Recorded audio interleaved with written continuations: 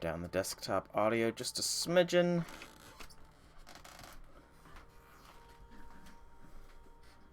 Alright.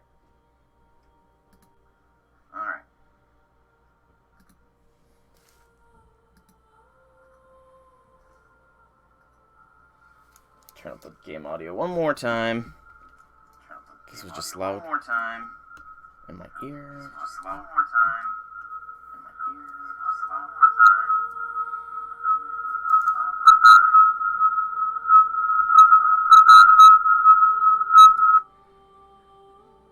Give it a minute for the feedback to stop.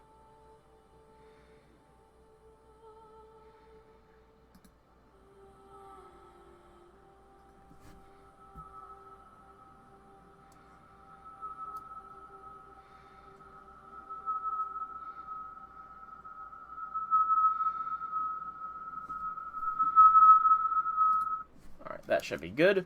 So, hello people of the internet. Oh, hang on.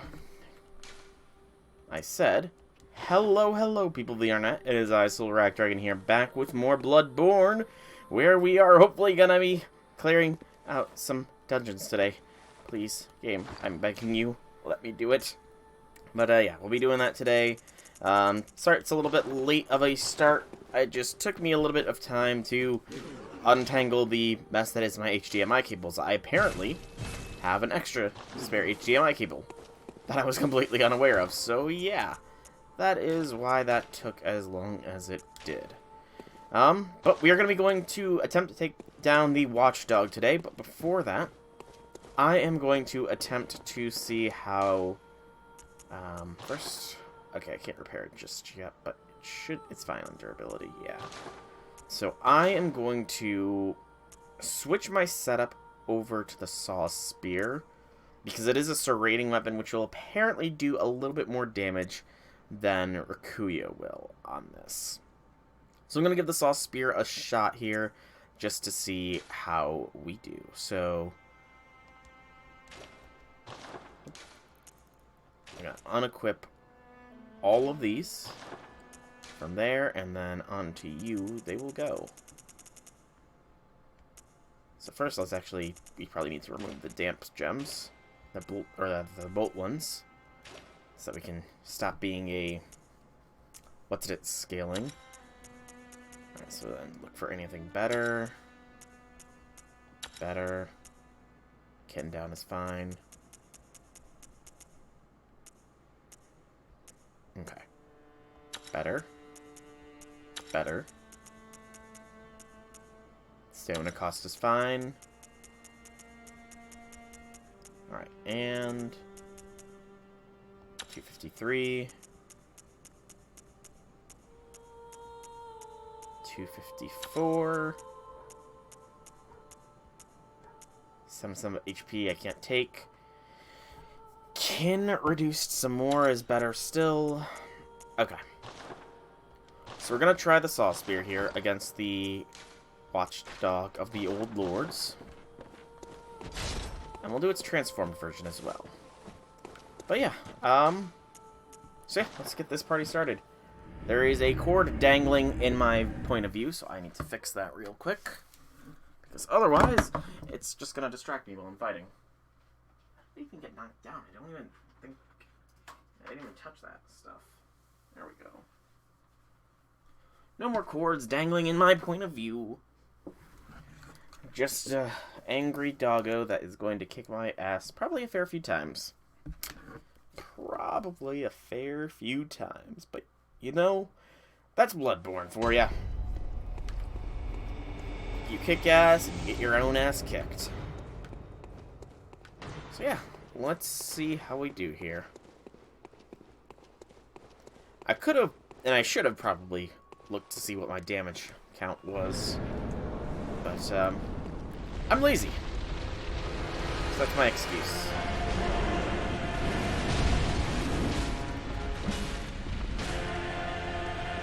Okay.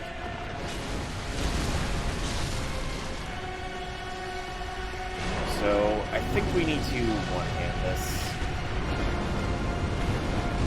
Otherwise,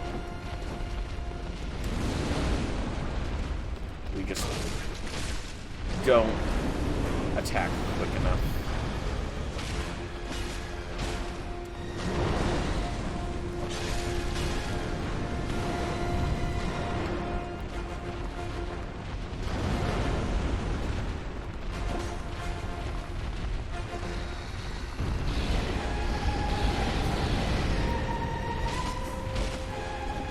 Supposedly, also, because I had looked up a bit of a helper for this, supposedly the back leg can be broken as well, but, you know, it's not breaking here.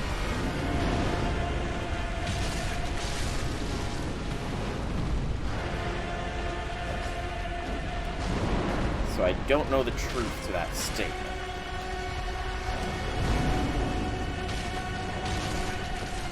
Oh, that was close.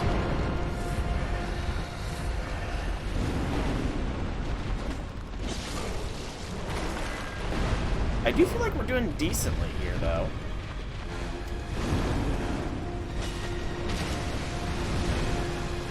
The serrated damage must be doing more than I gave it credit for. Ow.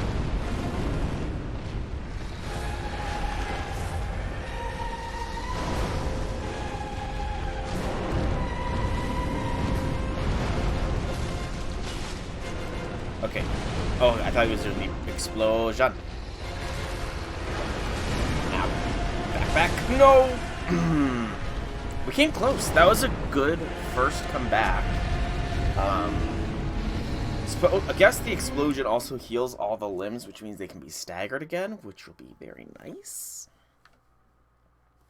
But yeah, I feel like we can actually do this time. I'm much more confident in myself. And yeah, that's really all there is to it. Confidence is key and all that.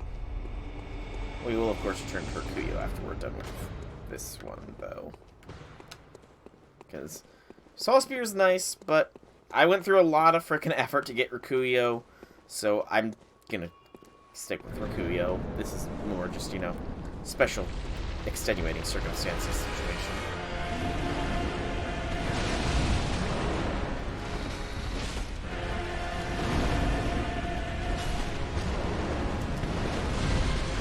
I really don't know how I avoided that.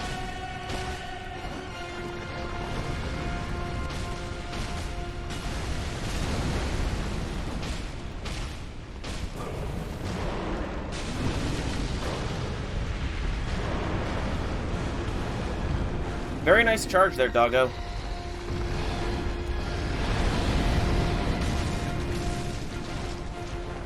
Heal.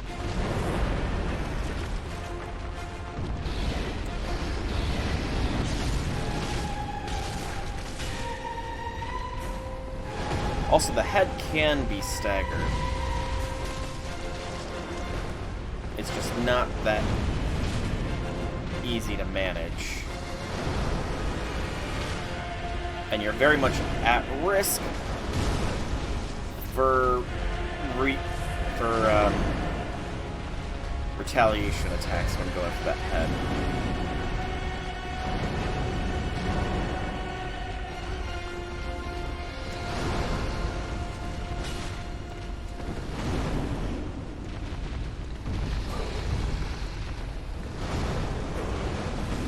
Plus, it's not the easiest thing to break. Mainly because it's not the easiest thing to hit. Who would have thought that hitting a giant flaming dog's head is not that easy to do?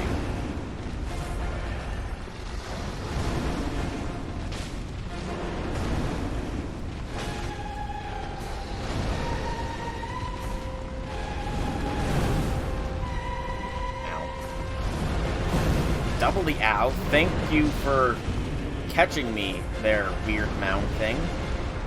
That I was gonna say doesn't break the flames, but that broke the flames, but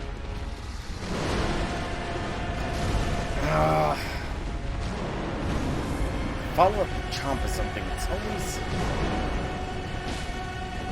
difficult to avoid. Oh, you son of a bitch. Probably technically literally. Oh yes, we got the frickin' break on the head,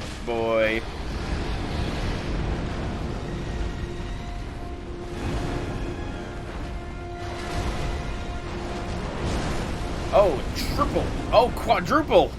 Not expecting a quad bite there.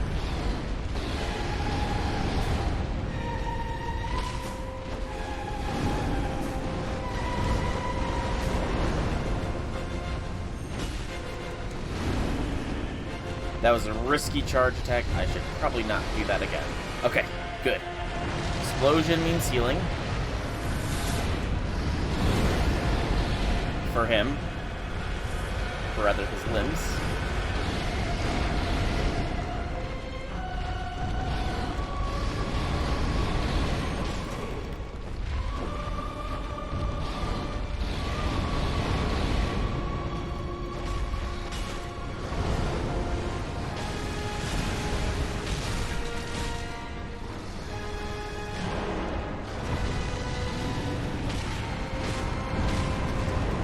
Away.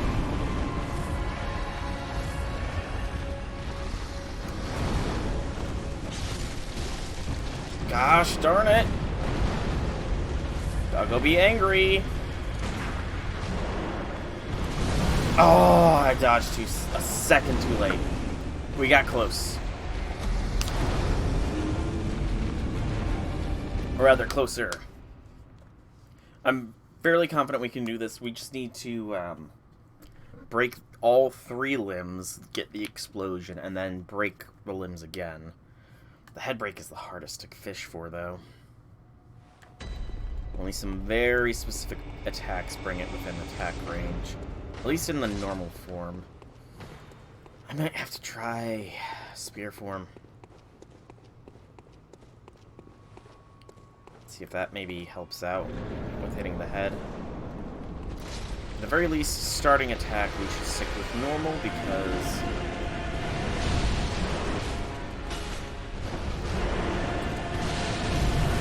Son of a biscuit! Again, the aura gets me. Once again, the aura gets me. Happens.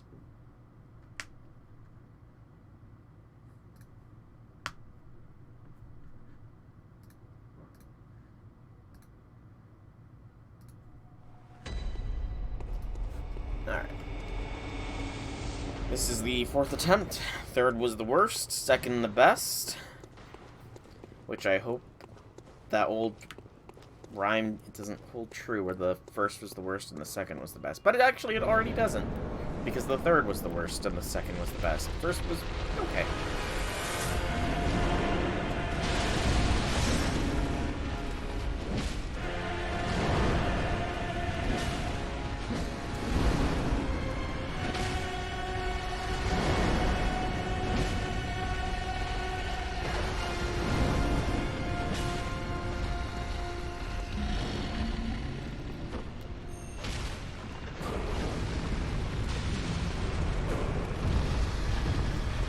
Testing things out here. So in the spear form, the head is definitely easiest to hit.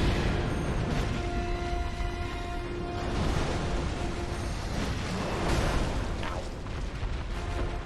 Didn't think he would do the double bite this early on.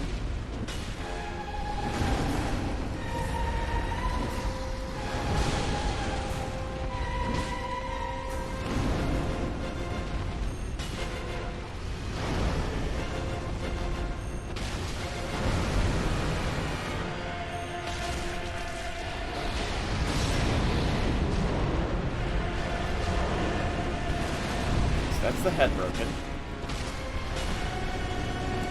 Oh! I was too close to being underneath him. He really didn't even touch me, but, you know, the game decides you lose, you lose.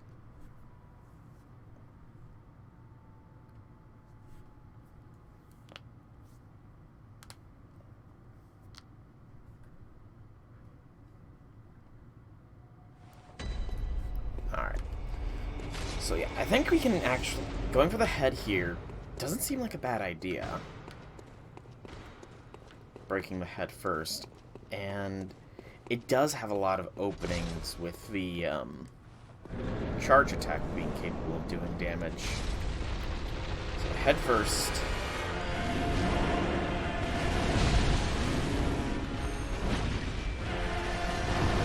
hit.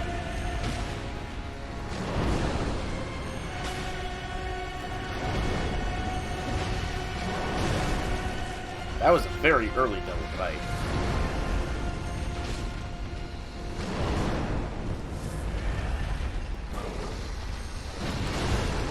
That was a very poorly timed charge attack for me.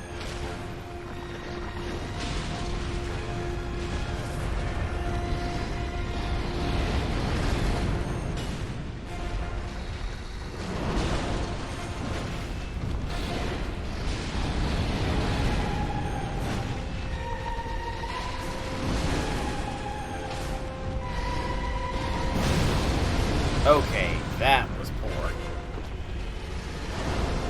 Never went down to that bite yet. Not gone down to that bite attack just yet. Guess there's a first time for everything, isn't there? Also, it does suck that you can't parry the head. Or rather, get the riposte off on the head. Which doesn't really make sense, because you can riposte things that are much bigger than the doggo. You know? So it's not really a matter of physical strength. Is there anything that's on fire that you can riposte, though? That might be the key. It might be the fact that the doggo is on fire that is meaning you can't riposte it. But you can riposte things that are zappity-zap-zapping, so, you know. Logic isn't necessarily the most sound. Oh, you basket! I gotta stop forgetting that I can curse. This is Bloodborne. Cursing is legally allowed when playing games that are rated M for mature.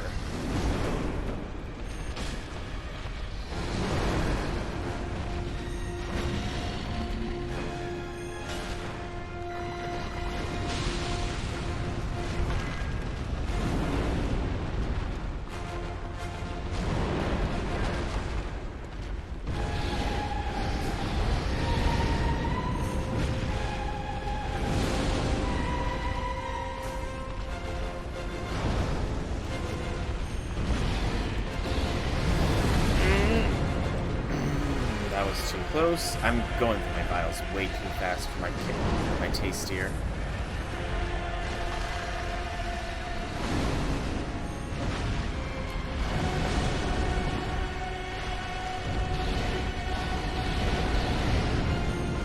Okay, I'm really awesome at judging these attack distances.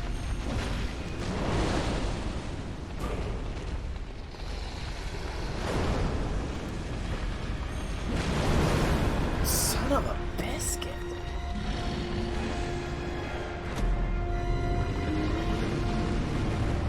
Some of these attack distances are really hard to judge from the front. It might not be the best idea to keep going with this strategy, but I feel like it probably is. It's probably the best strategy that I've got going right now. Hit the head first, then the limbs. When he goes boom, rinse and repeat. Then again, the limbs are a lot easier to just hit in general. Now, I think I'll give the head attempts a couple more tries, and then we'll just move back to focusing on the limbs. Wow. Seriously, game. You need to get your shit boxes figured out. Because that was horrendous. That was absolutely deplorably bad.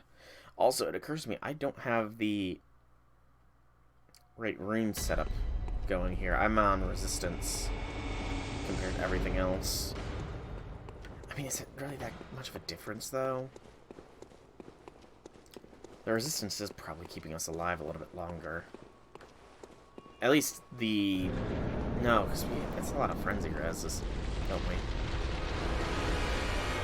We might end up having to,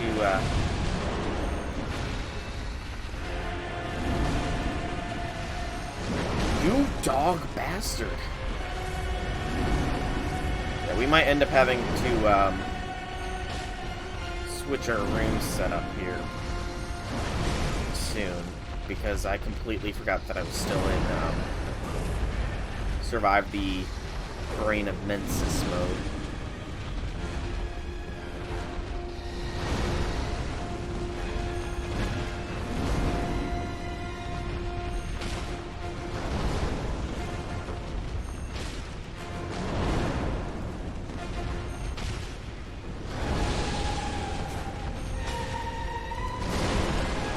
Saw that hit coming.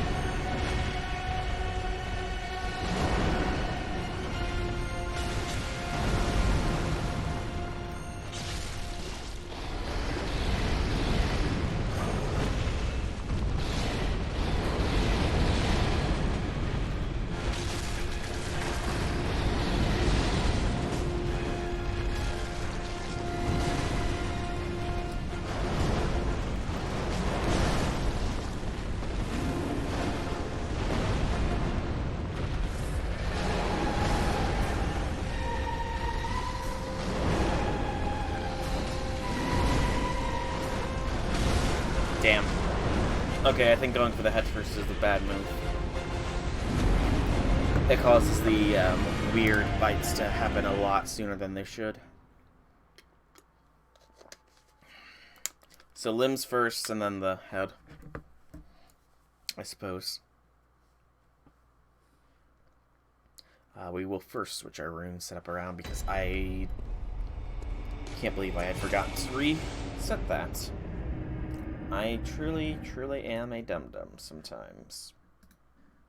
I'm a dum-dum, I'm a dum-dum, I'm a dum-dum-dum-dum.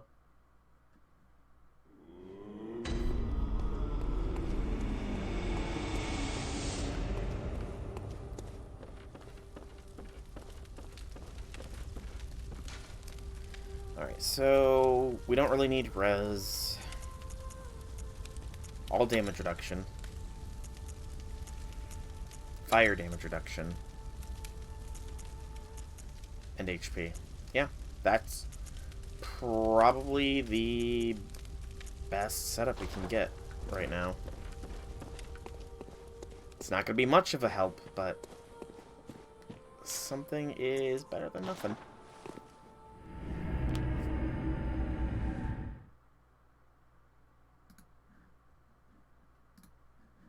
Something is most certainly better than nothing.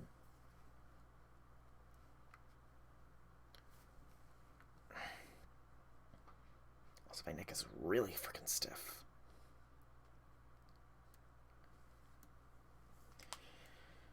Okay.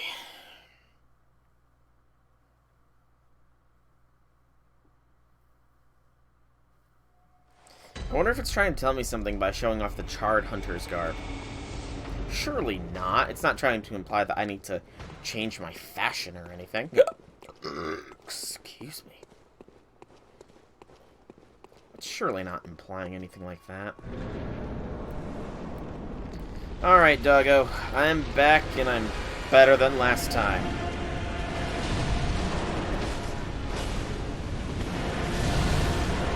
And yet, I still fall for being too close to you. Frickin' do a super close charge. 3 charges in a row at that. That's gotta be a record for me, to be honest. That has got to be some kind of record for me.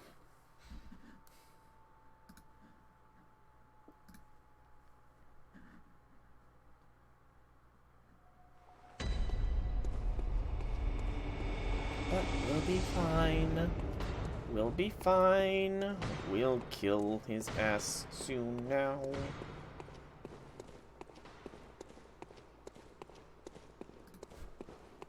Itch me nose.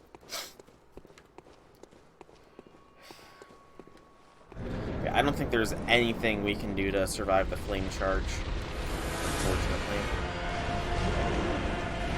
Unless there are also maybe some gems that also gave fire res. But I kind of doubt that's the case.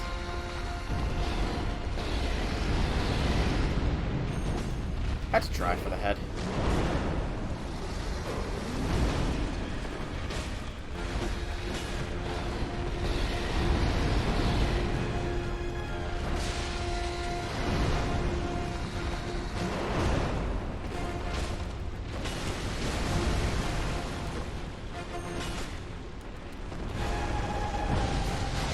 Now we go for the head. Risky play, but it might work. Unless we, don't actually make physical contact with the head. Physical contact tends to be needed when you need to damage something.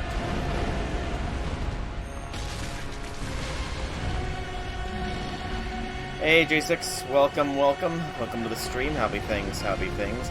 Yes, exactly. That is exactly what happened.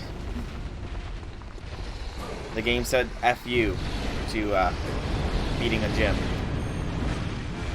Just like this dog is saying F you with being just outside of the reach of my attacks some of these times. But it's okay, I guess. Yeah, it's not like it was a hard gym. It's more just the fact that it was 2 hours of my life that were completely and utterly wasted.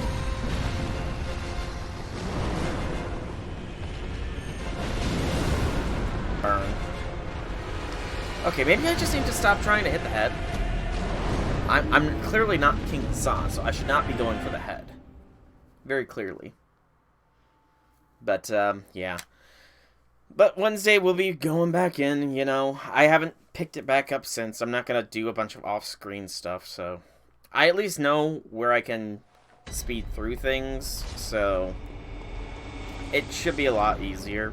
I don't have to talk with literally everybody, because I know that pretty much nobody gives me shit. The main issue, I feel, is going to be the fossil, because I've decided I'm not going to take an underground Pokemon, but I will be stating that the first fossil I get is going to be my fossil Pokemon, which means it's definitely not going to be Rampardos again. Which is a shame, because Rampardos is a pretty decent Pokemon.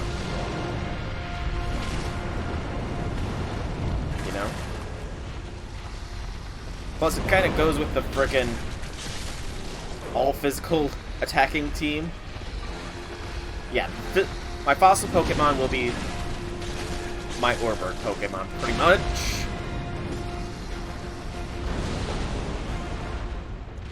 I've also decided that I'm probably gonna go for a Pokemon to the north of Orbird, because it turns out the Pokemon Radar, which is what I wanted to use to attempt to get Larvitar from there, is a post-game thing. So, yeah, not getting a Pokemon there from north of Orbird would just be pretty much, unintentionally weakening myself in the long run.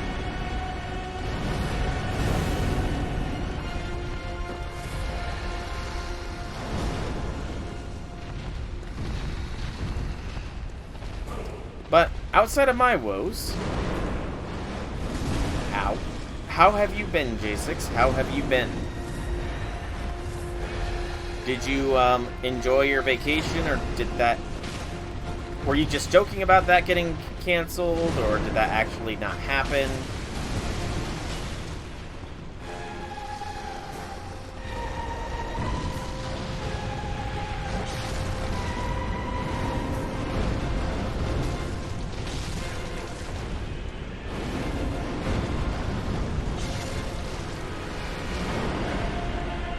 I have no idea how I did not just get eviscerated by that claw attack there.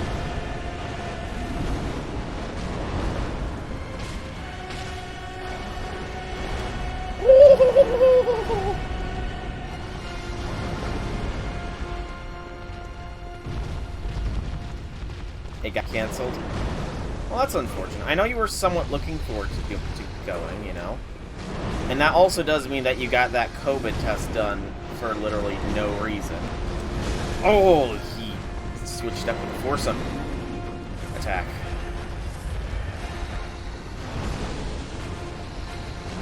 2, 3, and 4.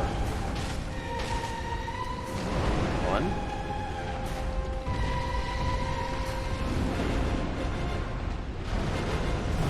I look away from the game for a second to see if you said anything, and I literally get burned. 2,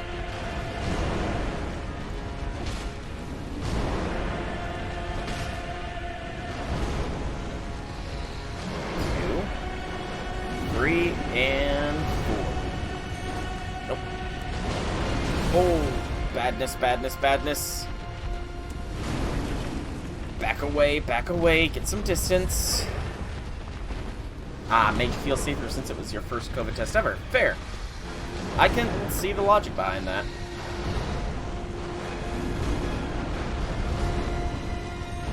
Damn it. Not close enough to land a hit on the 4th swing.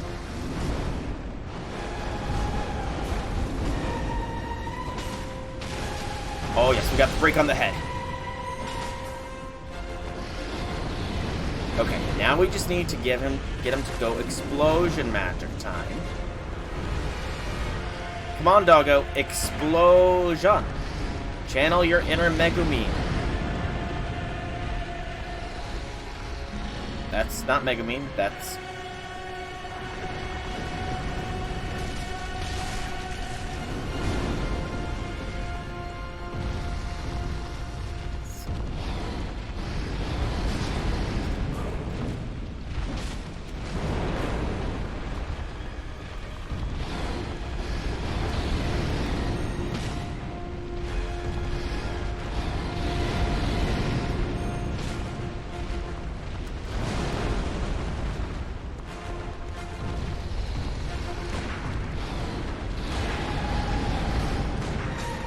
And done.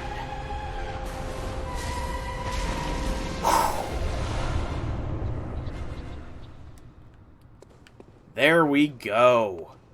Finally took him down. Fully agree, about damn time indeed. Alright. I need to switch all my gems back over to Rikuyo so I can actually move forward in the dungeon. And that also brings the boss count down by another 1. A mere 7 bosses remain in this game. If I want to do all the Chalice dungeons. If I don't, then it's literally only 3, but I'm being stubborn and I want to do the Chalice dungeons, so yeah.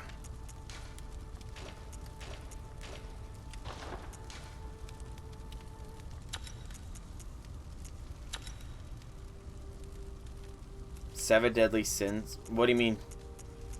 Oh, 7. Okay, I get you now. That's fine.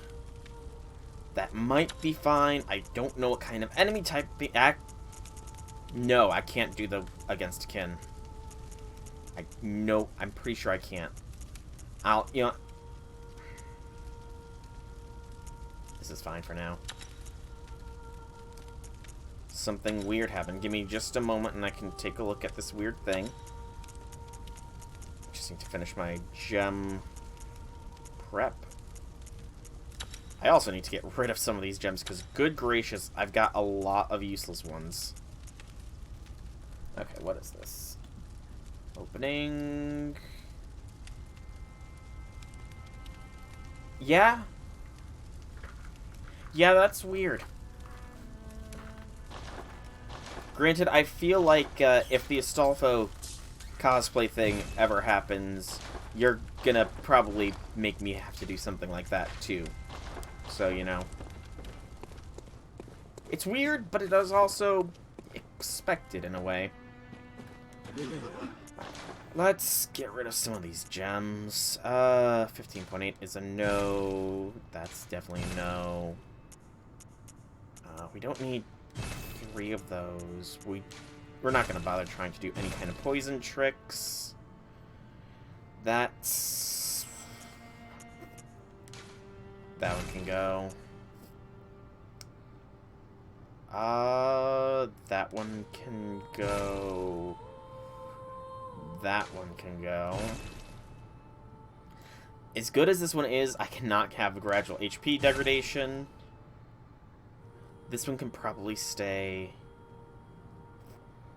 That one is not as good because it's specifically charge. A straight attack down is a no.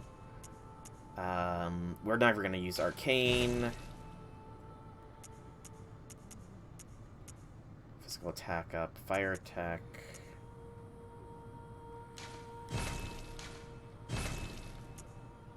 And the slow poison. That's an interesting one, so I'll keep that one because it's interesting. That one can go. This one can go. Then this one can go. Again, we don't need poison. Don't need poison.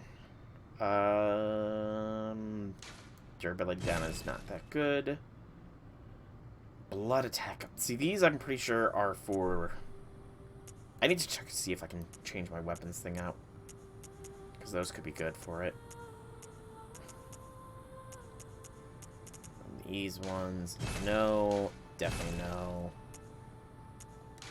And I'm not a strength build. Okay. Number 20th, everyone hopped on VC with Kron and changed their PFP to that image and Discord username for that. Something Kron related. For example, Krontunia, because Kron was doing cosplay of Neptune from Hyperdimensional Neptunia. Makes sense. Makes sense. Honestly, I really would like to do something cosplay, you know?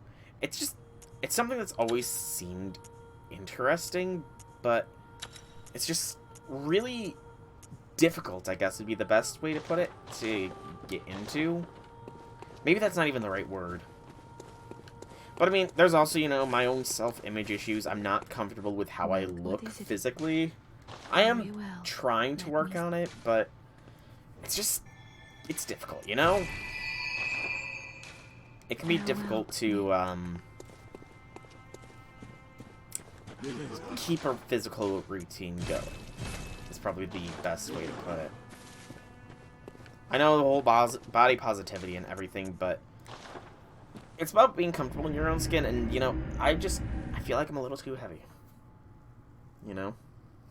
And also, I don't know if it's just something mental or what, but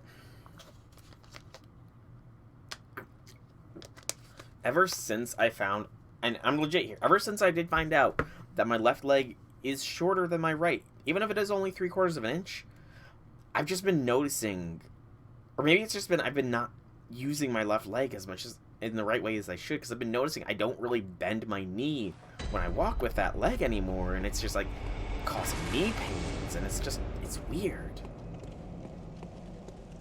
It's really, really weird. I don't know. We got clear back on. Good. And I'm kind of just rambling here at this point, but you know, rambling is one of the things. Who knows, maybe someday I can actually do a cosplay. It'd be nice. It would be very nice to one day do a proper cosplay and, you know, have fun with it. Alright, new territory. Demon doggos. More frickin' demon doggos. At least these ones aren't on fire. Yes, I am just being self-conscious, really. Hello, mister.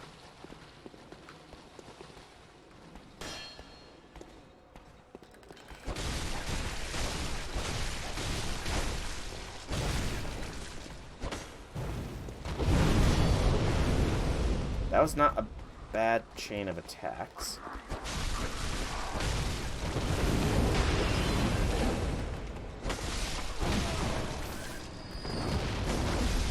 Oof, got me with the backswing. Yeah, those dogs are gonna be a pain if they travel in a pair. I'm gonna have to try and isolate them from one another. Otherwise, I don't really see me killing them that easily. I really, really don't. And I know I could have killed the one fire dude if I had just committed. But it happens. It happens. At the very least, we did not die too deep into this place, you know? So that is something to be grateful for. That's the path forwards. Need to be careful with aggro. But, gosh, I had some things I wanted to talk about today, but now I've completely and utterly forgot about what I was going to talk about today. But then again, I have goldfish-like memory.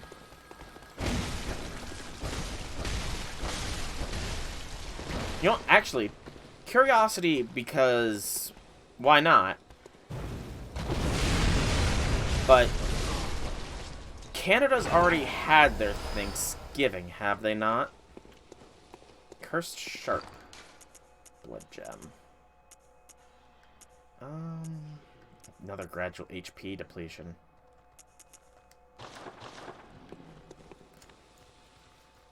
If you have a Thanksgiving analog, rather. I honestly don't know. I feel like I remember seeing something on a calendar about Canadian Thanksgiving, but that might have just been you know, me having wishful thoughts or something like that. Okay, I got one of the dog's attention. Good.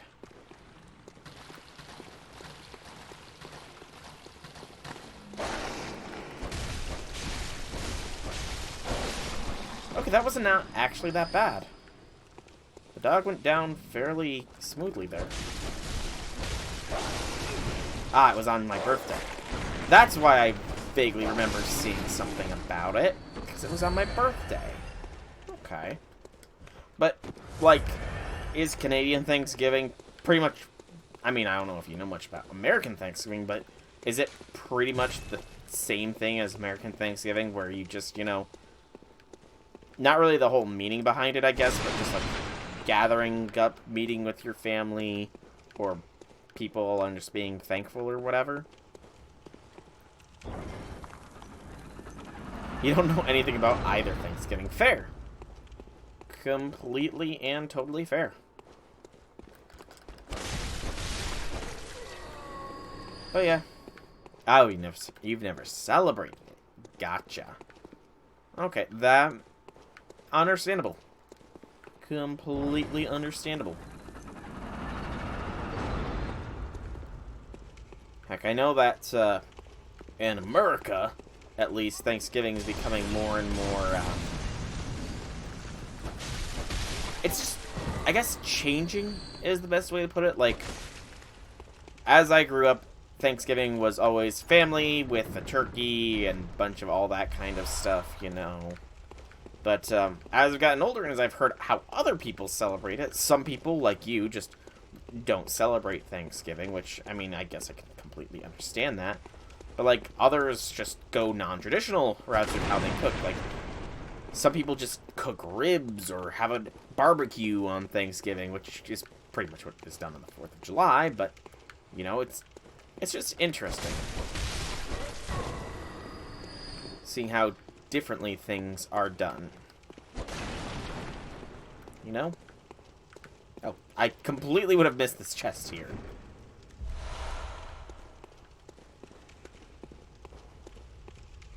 You've only ever had turkey once. I mean, turkey is okay. I'd say it's pretty much nothing special. It's just... It's a heavier... No, heavier isn't even the right word. Because, I mean, like, even with my family, it's more that we shred the turkey so that...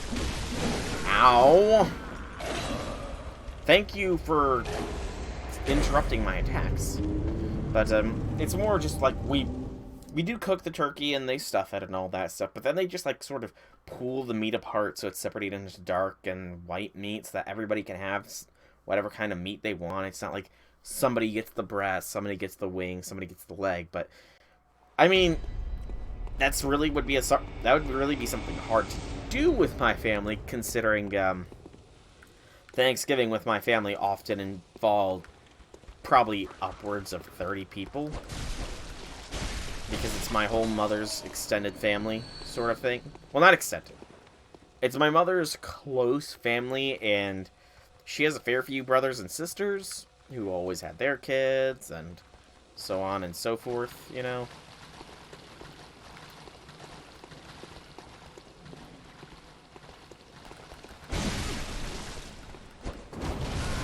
Gosh darn it. Progressing through this dungeon is clearly going to be a pain.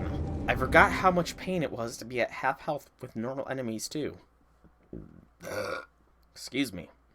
I don't even want to know what the boss is going to be. I'm kind of dreading it. Just a little bit of dread, you know? But I mean, I guess one decent enough thing about things...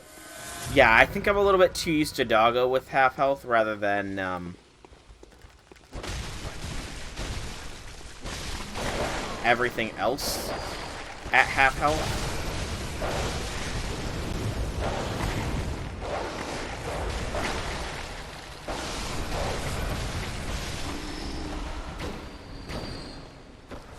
But, as I was saying, I guess one good thing about Thanksgiving... somewhat is that more often than not you don't have to work or anything, so it's nice to just get a nice break. And by work I meant the day after, because Black Friday is a thing. Actually, is Black Friday a thing in Canada? That's a curious question that I've never really considered. Do you have Black Friday as a thing up in Canada, or is that not really a thing? It was last week. Okay, so you do have Black Friday. Interesting.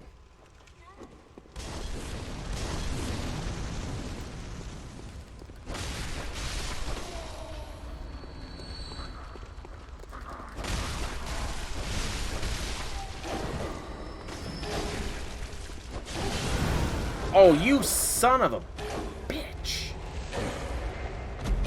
Branding me with your weird hook that's on fire? Really weird thing. You bought new Bluetooth earphones on Black Friday. Wait, like... Gosh. When you mean earphones, do you mean like the ones that go over your ear or that go into your ear?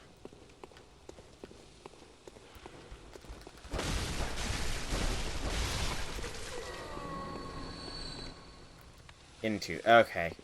Yeah, I honestly can't use those sorts of things.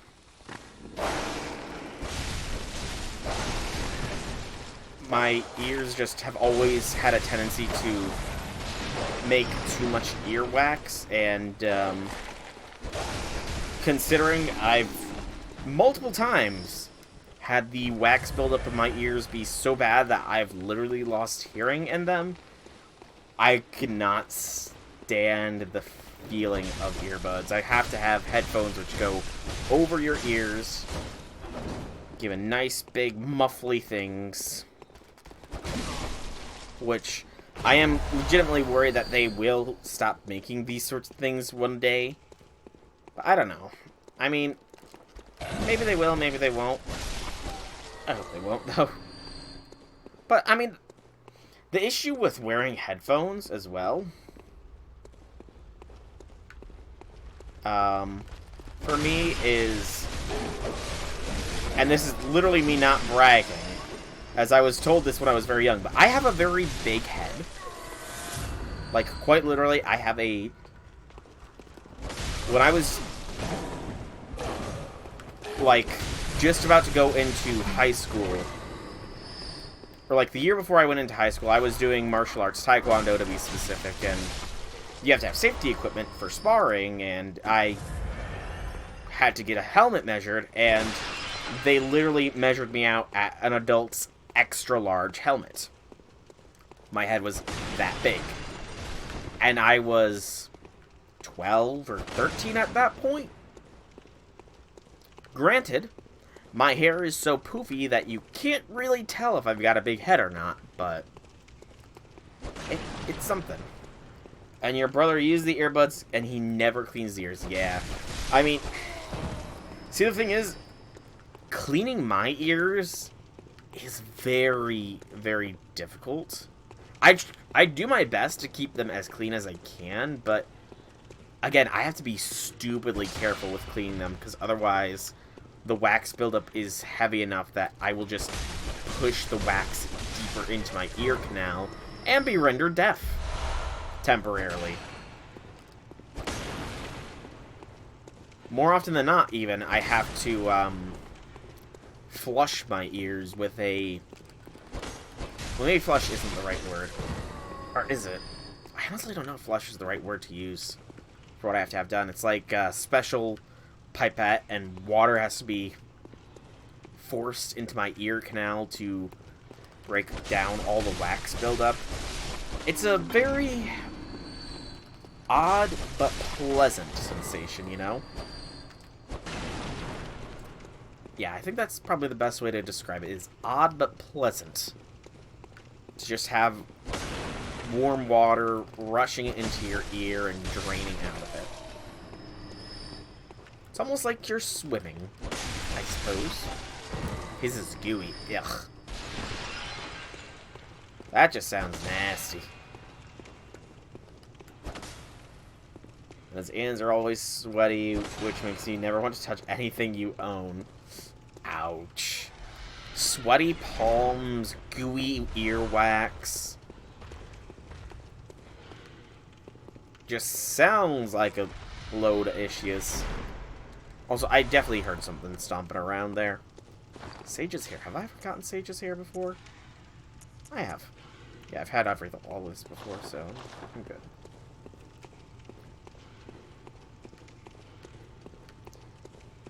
I mean, you could always, you know, fake being a hypochondriac. Although I'm not really sure how hard that is to fake.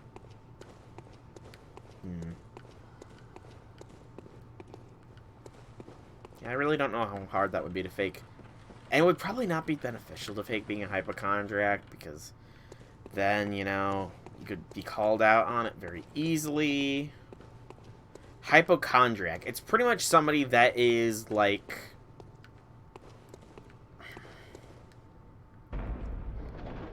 It's pretty much somebody that has a compulsive need to have everything clean. Like, hypochondriacs will not shake somebody's hand because they don't know where they last touched. They're compulsively washing their hands, making sure everything is as clean and spick and span as they can possibly have it. But, like, to an obsessive level. Like, there's being clean, and then there's being a hypochondriac.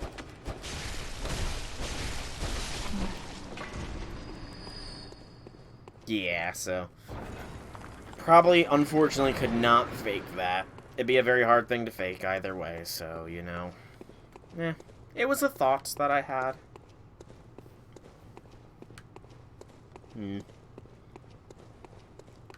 I mean... Could you out-disgusting him to make him clean up his act, maybe? I honestly don't know. I'm just spitballing here. I feel like I missed a... There, I did miss a door. Or rather, I saw it, and then I probably forgot about it.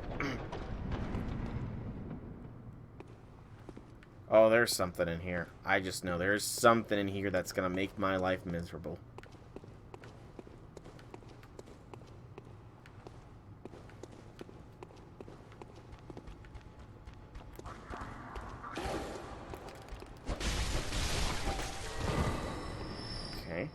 Wasn't him.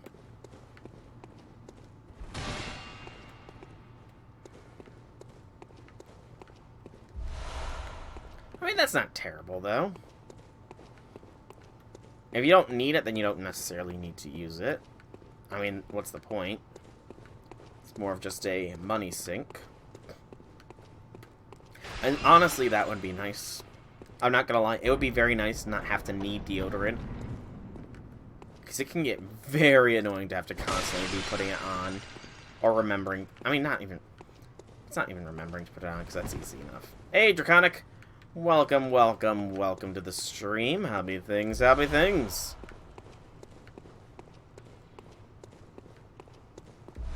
Also, I see the fatty here.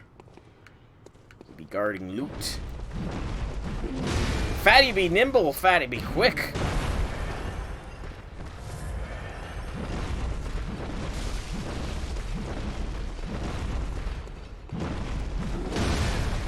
Fatty squished me with the big metal ball on a stick.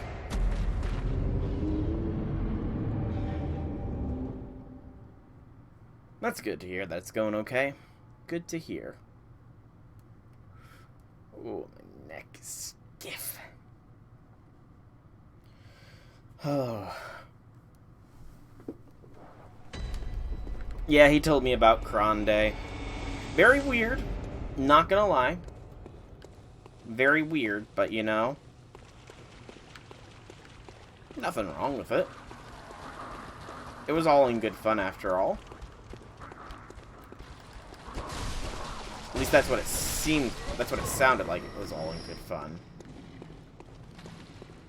I mean, I'm sure he was all for it too, you know. That's a good thing about some streamers is, you know, they're all for that kind of stuff. It's all in good fun. Right. There's the better way to put it.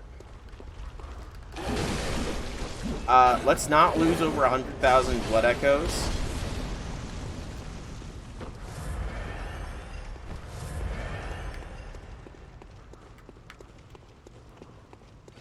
You're about to bully him in Crab Game. What is Crab Game? He asks cautiously. Okay, they're not pursuing. That's good.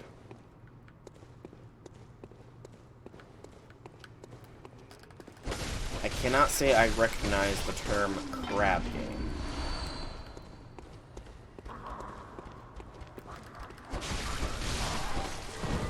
Oh, it's a free-to-play game based off Squid Game. Gotcha. Okay. Named Crab Game because, you know, copyright and all that stuff. And, you know, it's... Actually, it is wild how popular Squid Game has become. Like, I'm legit here, but I guess technically I knew about Squid Game before it really blew up. But not because I watched it. Where are my echoes? Not because I watched it, but one of the many YouTube channels that I watch because I went down the rabbit hole is a guy who pretty much does how to beat playlists of horror video games and all that. Are my echoes just gone? Did I die? No, I didn't die before. I haven't died since then. Did I just miss them?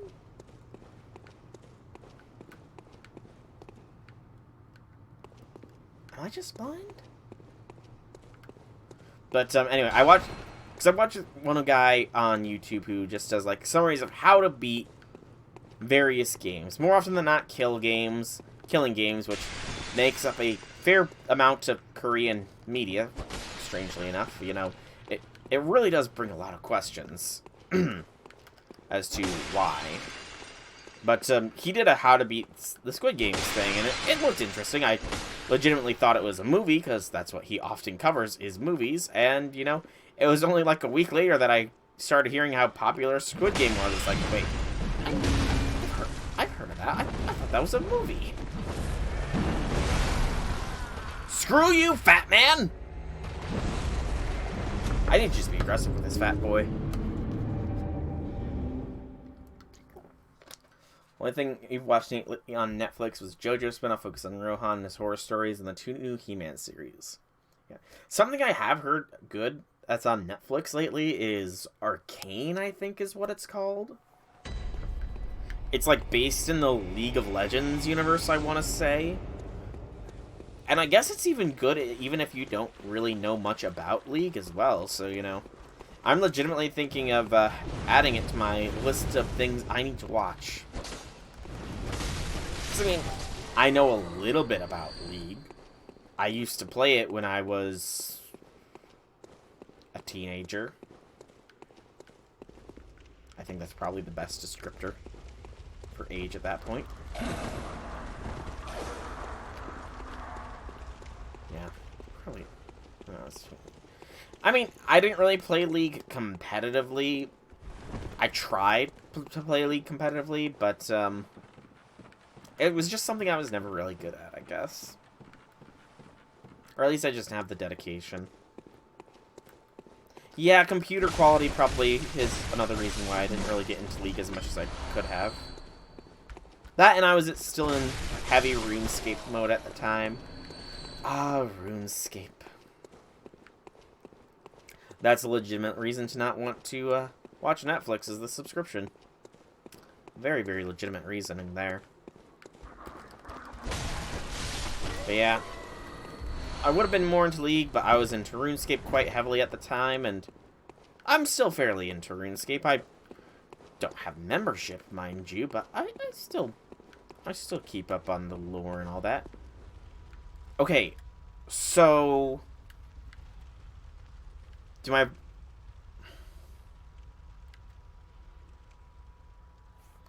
echoes just not carry over?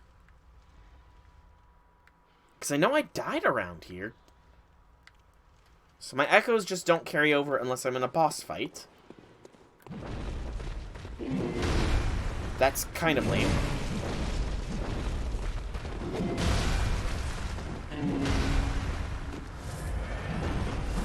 Yeah, I heard that quite a bit about Fuller House.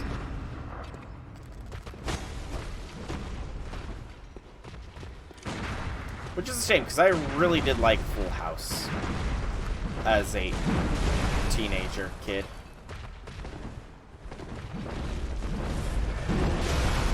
Son of a biscuit, this fat-ass motherfucker is killing me. How is somebody so rotund capable of rolling?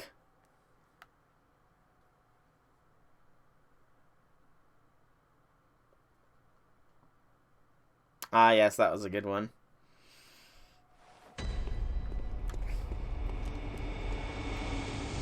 Yeah, this fatty is seriously pissing me off. At least I know I can parry him, even though I have no idea what the timing is going to be like, and that one parry was just sheer dumb luck.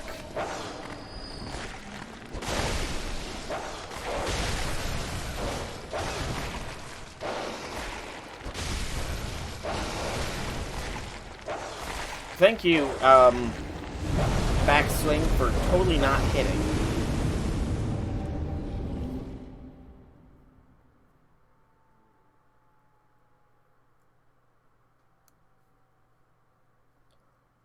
Wait, why do you feel like you did what? I feel like I'm missing some context here. J6, have you backed a car into a kitchen at some point? Is that what you're trying to imply? You've either backed a car into a kitchen or you've destroyed a kitchen.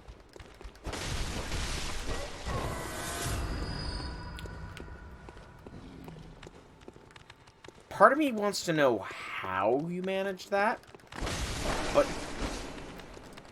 just as much of a part of me also wants to know, also doesn't want to know.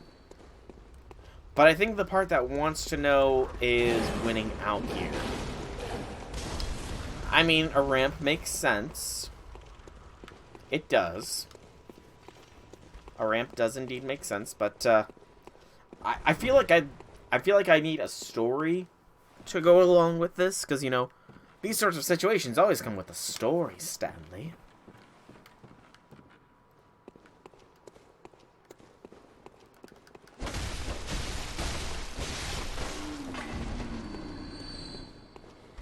1 and 2. Alright, fat boy, let's go. Oh, wait, right. Fat boy's one more room away.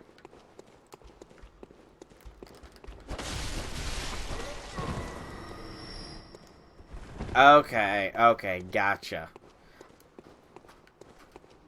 Not gonna lie, I legitimately thought that you somehow ruined his kitchen.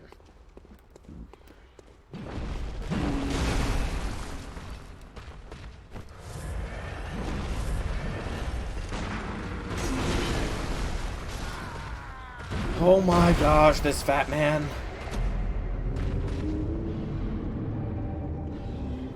Full House is a sitcom, American sitcom that aired from the early to mid 90s, I want to say.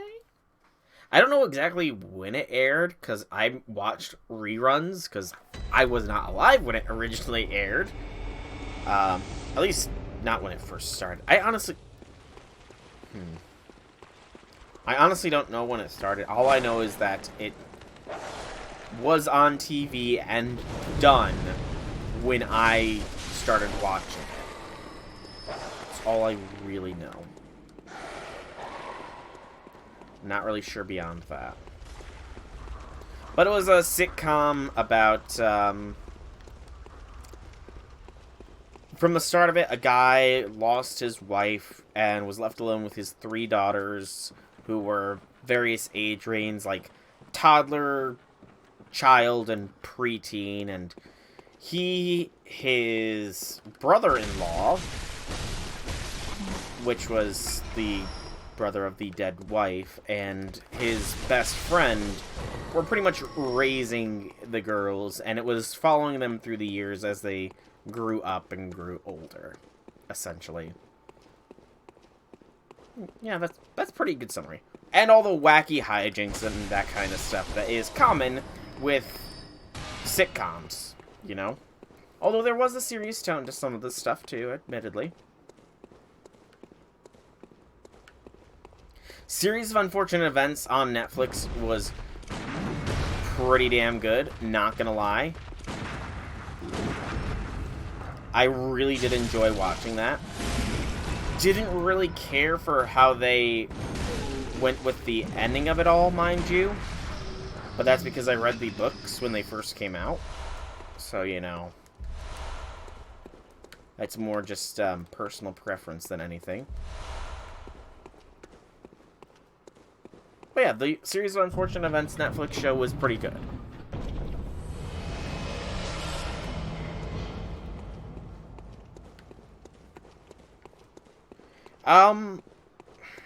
Okay, now I'm throwing my knowledge back.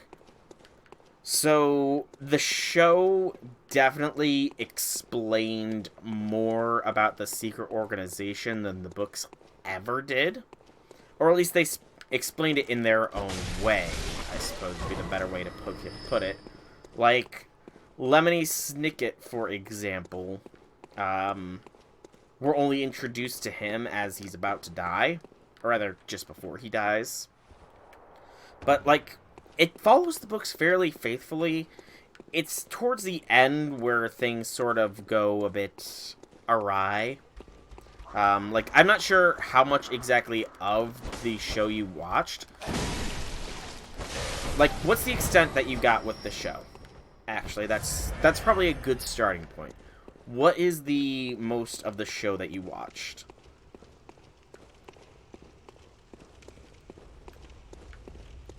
Would be the better way to start things here. Oh, hello, I forgot about you, Mr. Molotov Thrower. Ow.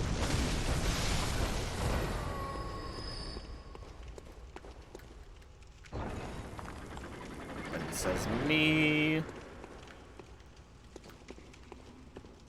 Anything in here? Oh, hello.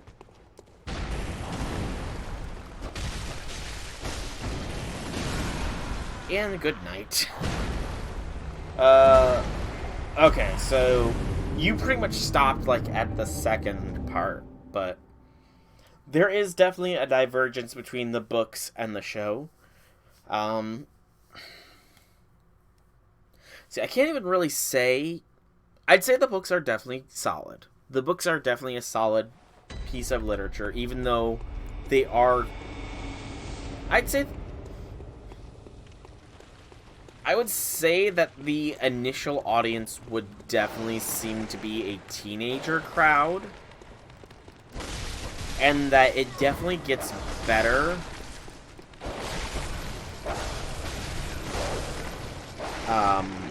the more into the story it goes.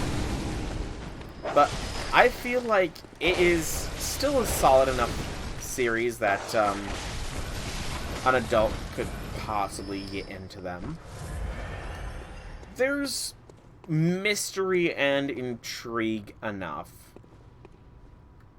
you know, to satisfy things, I guess would be the best way to put. There's certainly a little bit of mystery and intrigue.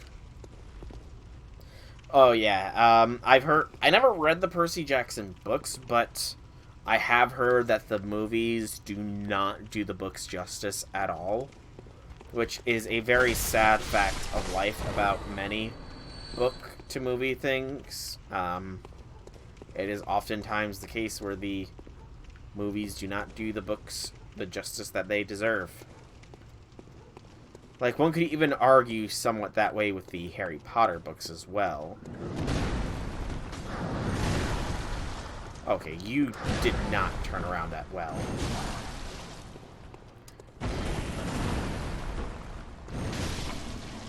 Like, I would argue that the movies don't necessarily do the books justice after... Yeah, Harry Potter is especially popular, though, but I would argue that, honestly, the first two movies stay pretty true to the books. Yeah, I would argue the first two movies stay pretty true to the books. There is some cuts here and there, but that's to be expected. The third one does keep a little bit closer, but, like, from the fourth movie onwards, there's definitely a, there's definitely a bit of a divergence, I would say, you know, in the tone, maybe, would be the best way to put it. You've never seen anything Harry Potter related, though. I mean, it's legitimately pretty good. Then again, possible childhood nostalgia bias is a very real thing.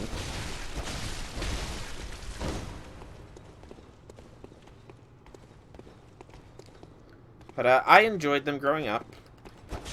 I enjoyed them enough that I reserved a pre-order for the 7th book, and then proceeded to win a free copy of the 7th book, and then proceed to go and get said book at midnight, and probably read it all within 2 days' time. Because, you know, I was a fair bit into it.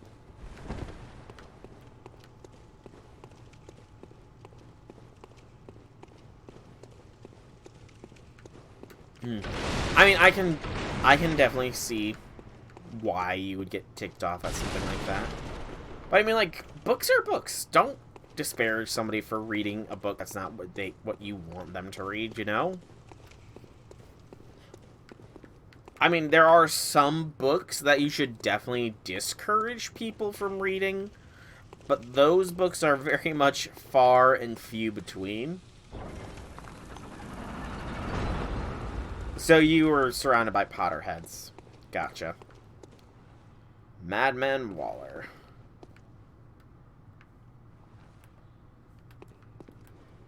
And, like, again, this is going to sound somewhat nerdy, but honestly, at times, it does feel like the fanfiction writers can write better than the actual authors, but then again, it is the, it's more just the world can have a lot of interesting premises, I suppose is a good way to put it. And it can oftentimes fix things that you didn't particularly care for when the initial read-through, even if you don't really realize that you didn't care for it initially, you know? Also, I totally felt like something was going to jump me there. You read it if you weren't told every moment to read it. Fair. And I mean, I'm not going to encourage you to read it either. Read what you want to read. As long as it's not, like, illegal. I guess would be the best way, would be the best things to say. Don't read illegal things. That is the only condition of reading that I am going to lay down the law on. You don't read things that are illegal. Or that could potentially traumatize. No, because you don't really know if something could traumatize you until it's already traumatized you, I suppose.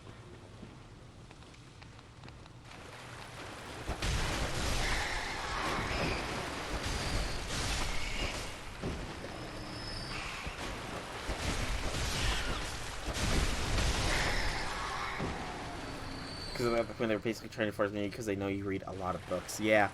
I mean,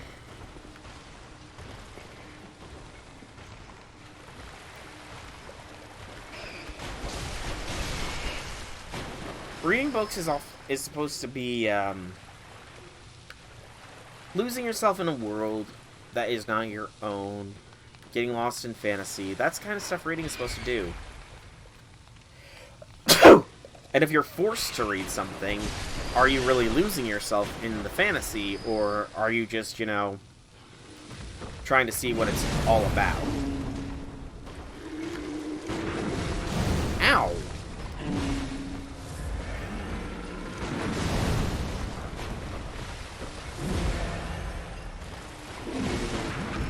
Oh, that was very late for a parry opening. Yeah, there's a lot of rat corpses around here. I will do my best to not catch the plague. Oh, there's the way forwards. Okay. So I'm pretty sure I've explored all there is on this floor of the dungeon as well. Awesome. So we'll pull the lever cronk, although there's probably a secondary area. Now that I said that aloud, there's most definitely a secondary area after this door. Plus, I'm pretty sure that this sludge would be more likely than not to give me the plague than a bunch of rat corpses. Considering there is corpses of other things in this as well as humans, you know?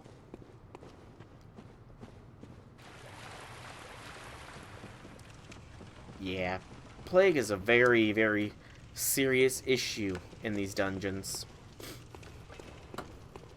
Always make sure you're up to date on your shots if you plan to go spelunking in caves of forgotten civilizations that used to worship eldritch horrors focused around blood and eyes on your brain. I think that's some solid advice that I just gave there. Alright, so Queen Killer. Okay, I'm gonna retreat back to the dream to level up once, I think, at this point, because the level ups are becoming harder to get, as well as purchase some more vials.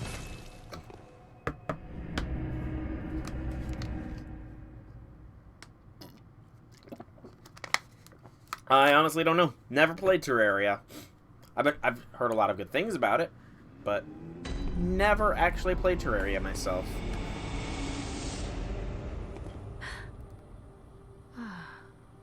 Welcome home, good hunt. I must. What is? But yeah, I've heard a lot of good things about it. So what to level up at this point? I don't think I can level up my HP any further. Yeah, I definitely can't level up my HP any further just because of what it's at. Oh, I can get 2 levels off. That's pretty good. I'll take that.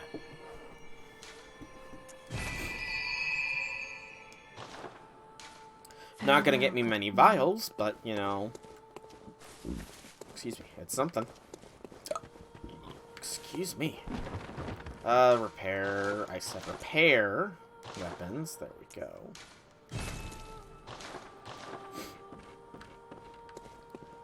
Oh, man. I almost feel like I'm coming down with a cold or something. Just like my nose has been periodically been stuffy. And then just like, it was really weird, but like probably a good half an hour before I began the stream, it just felt like there was not something caught in my throat, but just a specific spot on my throat just started to pulse almost with pain. It was really freaking weird. And neither massaging it nor drinking anything really seemed to do anything to it either. It was just weird. Alright. So, weirdness aside, it is time for the final boss of this dungeon. After which, I will not have to be fighting anything at half health ever a freaking gun. So, I'm gonna take another quick drink.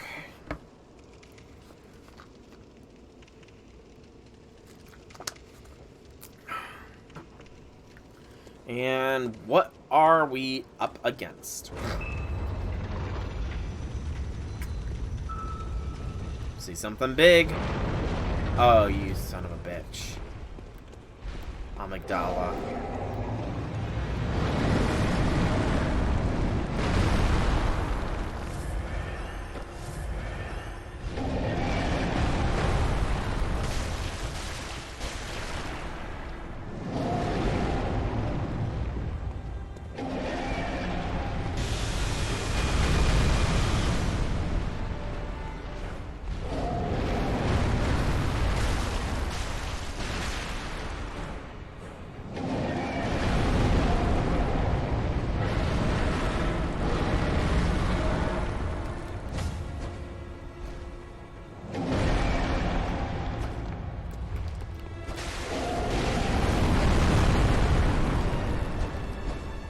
Okay, so attacking the legs is probably not going to be a very viable strat.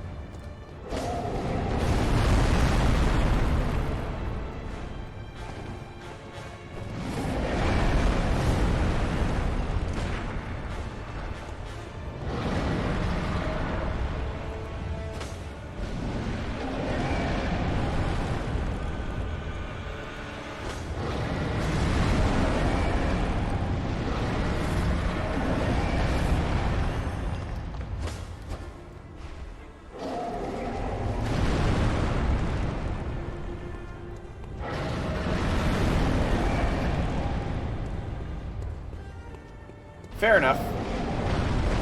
You could also play Don't Starve at that point as well, though. Don't Starve is a pretty fun game.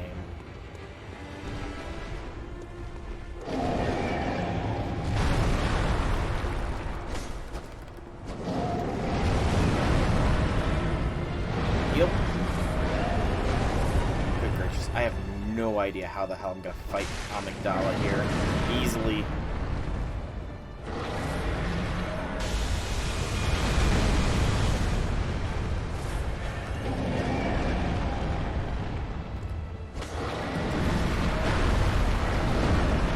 Maybe I'm just not going to be an easy fight.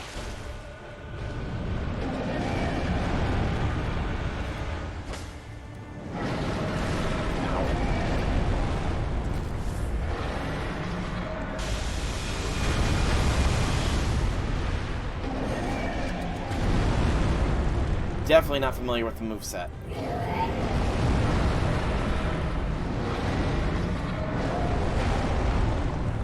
Burned through way more vials than I'm comfortable with.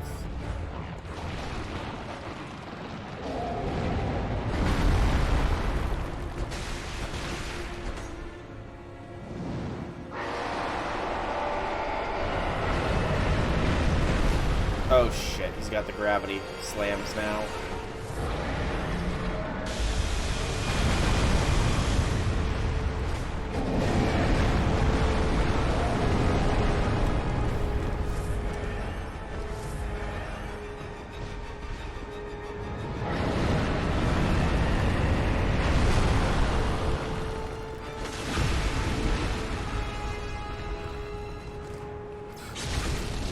Parry.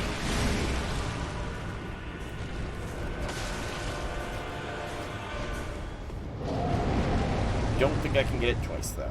But half health? Ow, ow, get out, get out, get out of that.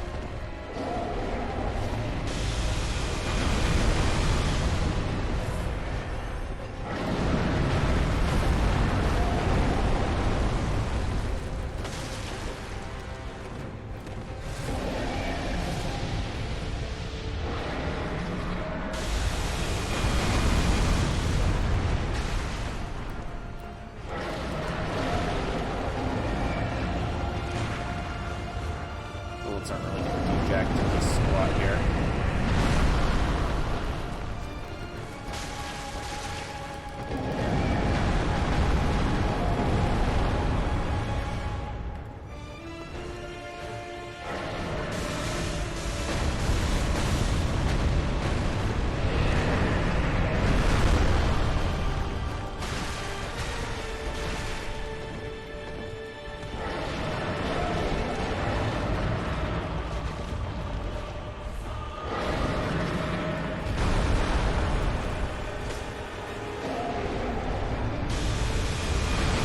No! Oh, I dodged right into it. I thought I would dodge forward enough to get through. That was a pretty good first shot, though. That was a pretty damn good first shot. I don't know, though. Is amygdala considered kin?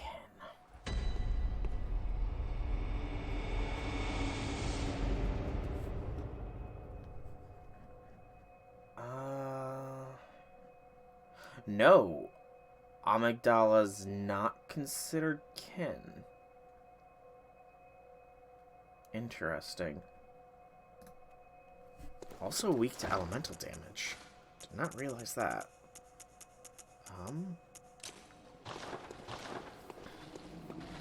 Throw some fire paper on and see how that does then. This is definitely not going to be an easy one. Not much I'm sure of. No transformed mode here. It's not going to do jack diddly squat.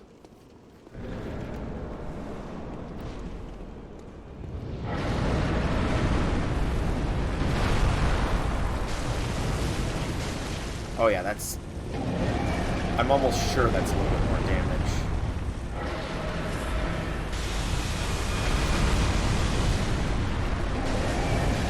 Oh yeah, that's definitely... I want to say...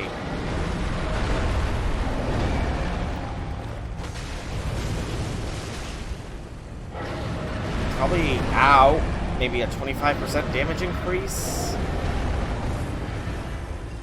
So it's doing like... Ow, 3... Ow!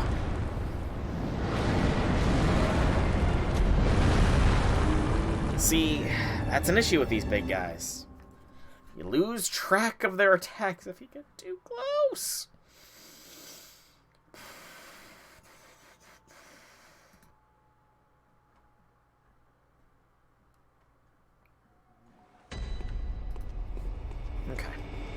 Okay. I actually feel like we might be able to take it down. It's not as bad as I was worried it was going to be. And we were admittedly fishing a little bit there with the fire paper attacks, but I think we can do this.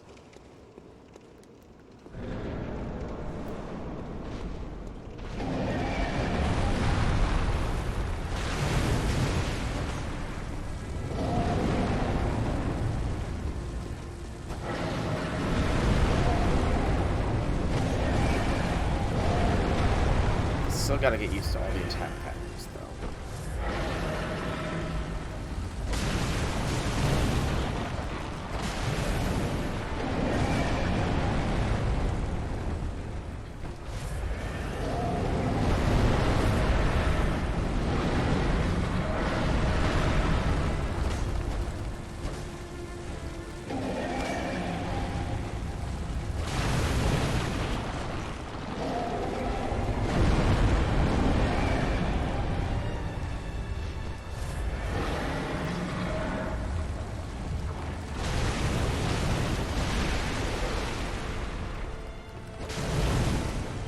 Okay, so I can cripple the arms potentially.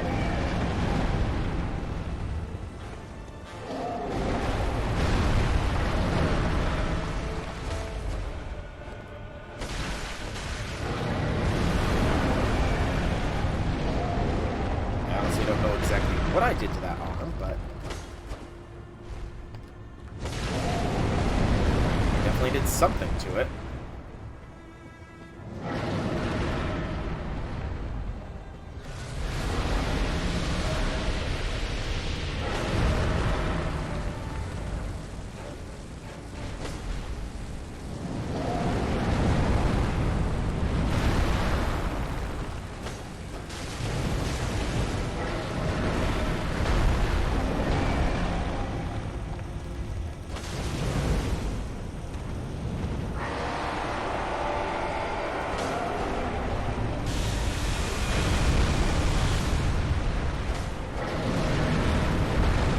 No!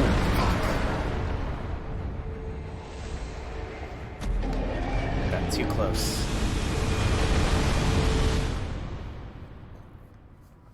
Okay. I'm learning more, though. I'm definitely learning more. I'm growing eyes of my own on my brain. There are definitely eyes growing on my brain. Some of those eyes are telling me I'm going to need to be stocking up on fire paper soon. Others are telling me that I'm probably going to be out of vials at this rate as well. But others more are memorizing the patterns. Memorize. Memorize.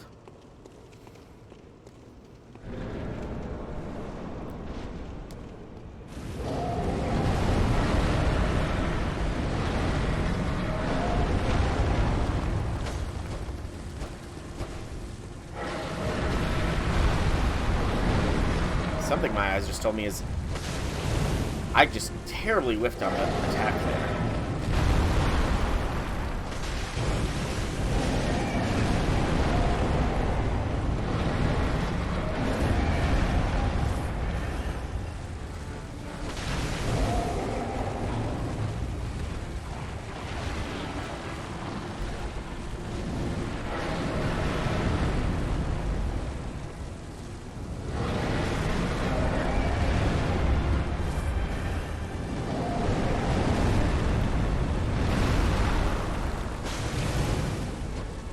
Oh, you son of a bastard.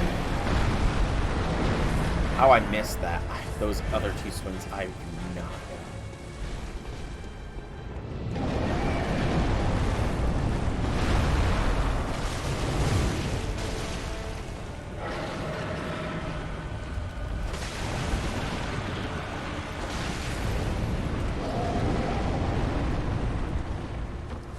That was a bit of a wasted heal.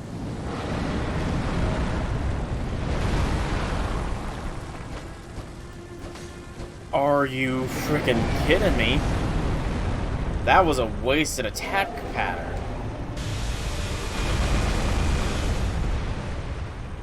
Like, holy cow, how did I miss that badly?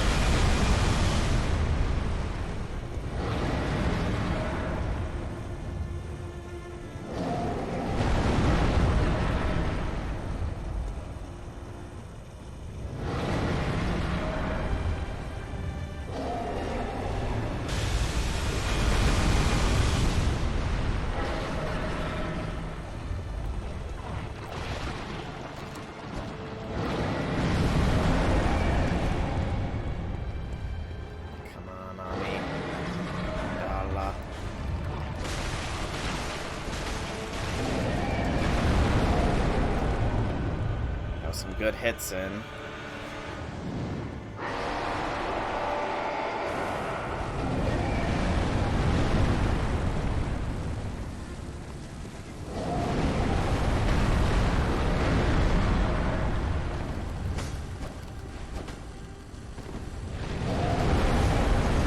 That was some poor attacks again.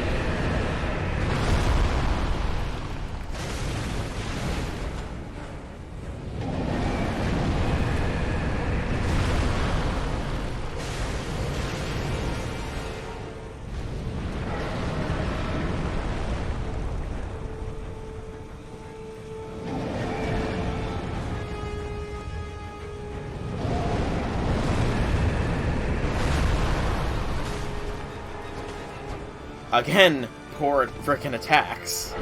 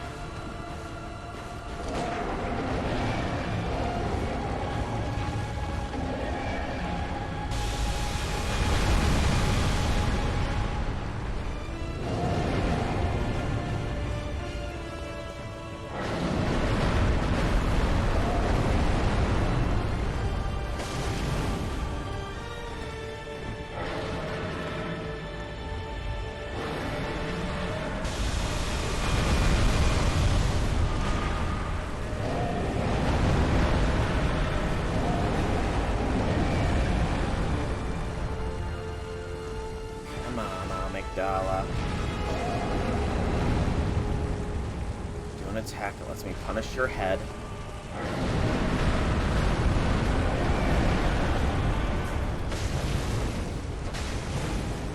Back out, back out, back out.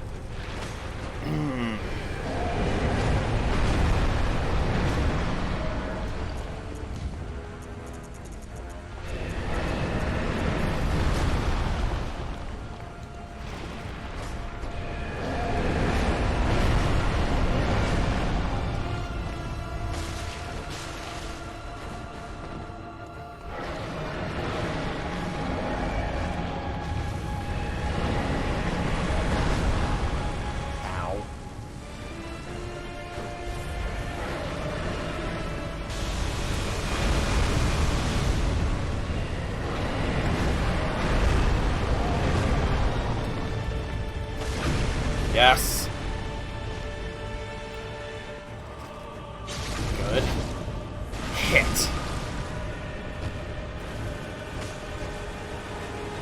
Back off, back off. And now comes hard mode. I don't know what I just did there.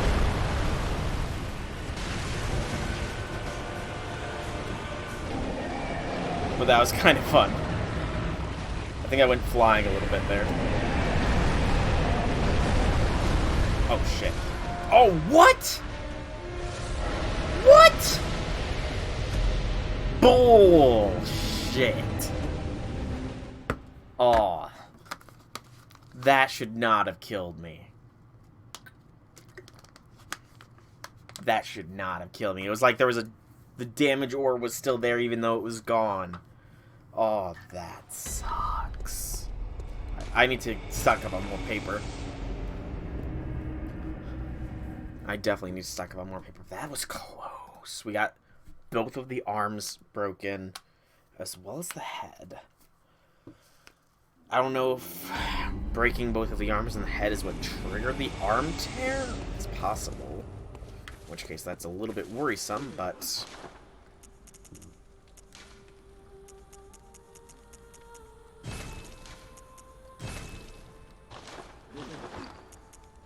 I think I'll be fine. We'll start with fire, though, because I'm more of a fireman than a... Actually, I am more of an electric man than fire, so let's start with bolt. You know, I've talked myself into it. Alright, continuing with layer 3. Hopefully we can beat this chalice. I'm really positive that we can beat this chalice and make our way on to the last one, as well as reduce the number of bosses down to 6. somewhat doubt we're going to fully beat the game today, but the end of Bloodborne is approaching. That much is becoming more and more apparent. I'm approaching the end of the Born of Blood. And it's going on for quite a while, too. Bloodborne is definitely the hardest of the From games I've played, though Lord only knows what Elden Ring is going to be like. Lord only knows if I'm going to actually have a PlayStation 5 by the time that sucker drops. I pray that I do. I really, really do. I'm legitimately thinking of starting to look for them for $100 higher than market value.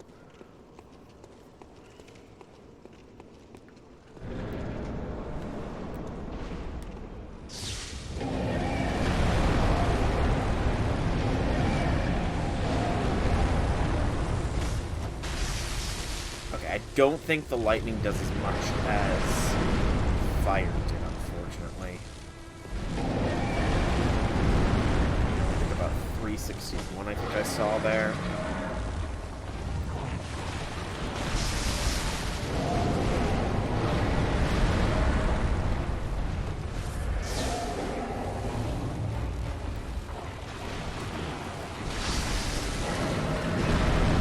Then again, maybe I just didn't hit the right weak spot.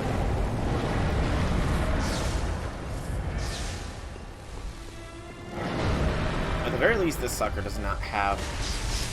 Okay, I think I just hit the right weak spot. As I was saying, at least this sucker does not have a one-shot move in the first phase.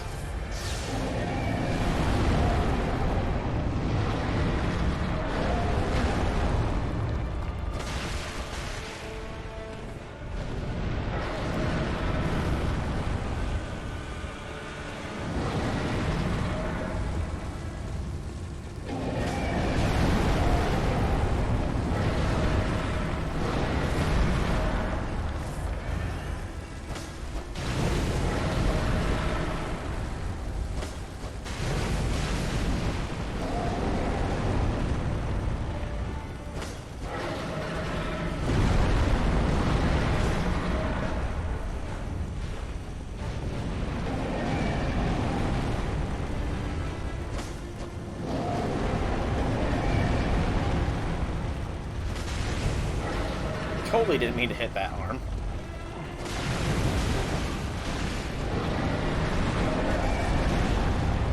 Back away, heal. No idea what he's locked on right now.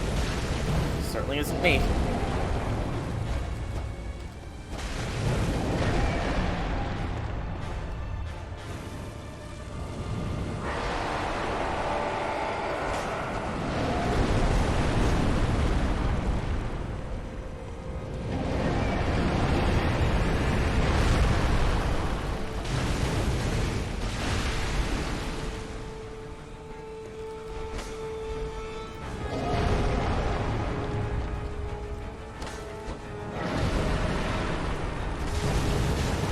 Oh, the broken arm does take loads more freaking damage.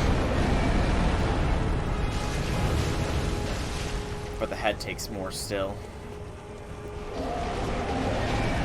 Move, move, move, move! What the frick? Why was that spread so far? Oh, son of a bitch.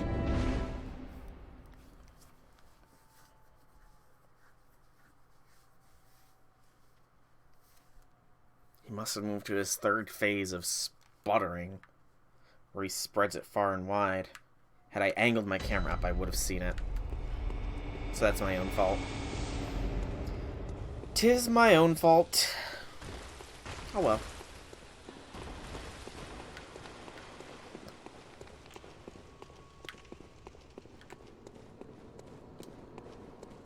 I'm fairly confident. We got a lot more hits in on than normal, even if it was only on the one arm.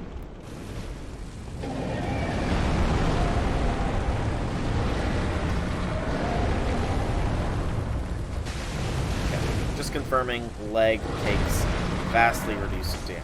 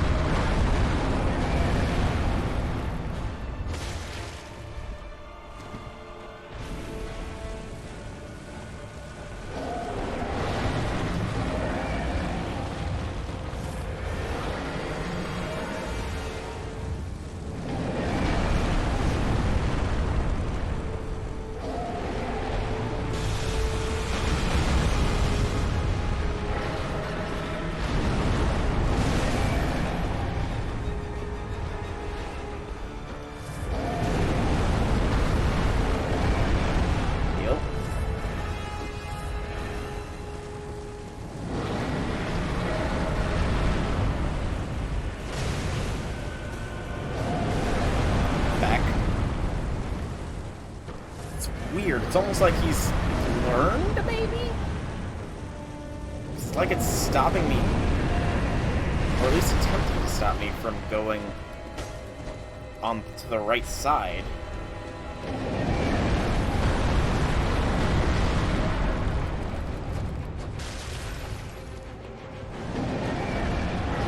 Can I not get caught on walls?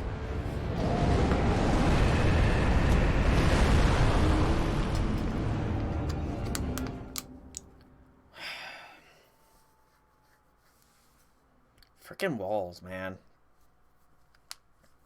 They're pretty much the bane of my existence in this game.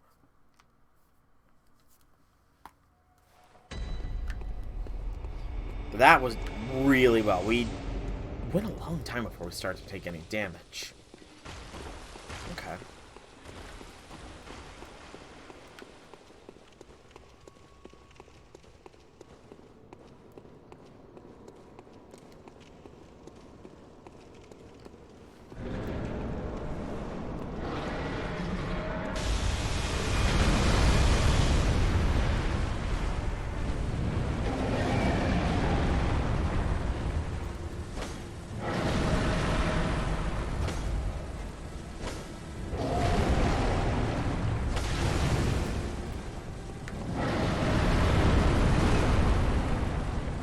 I need to be locked onto the body rather than the head.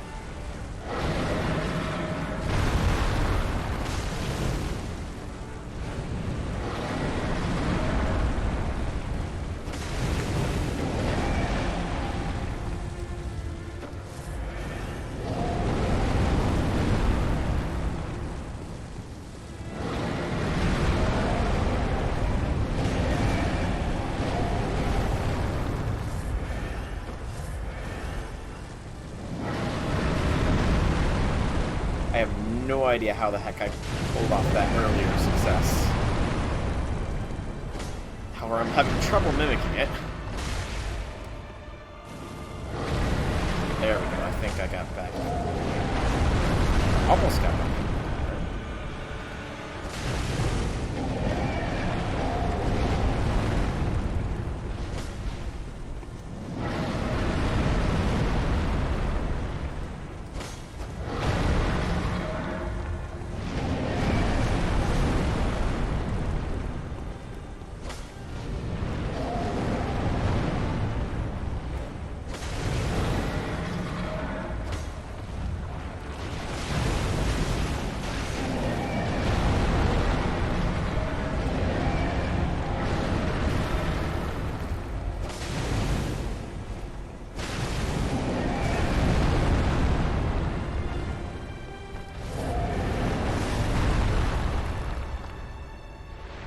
Bull. What happened to that earlier one? I must have had just like the perfect sweet spot in order to pull that off. And now it's just proving to be difficult to find again. But, you know, that gives me hope.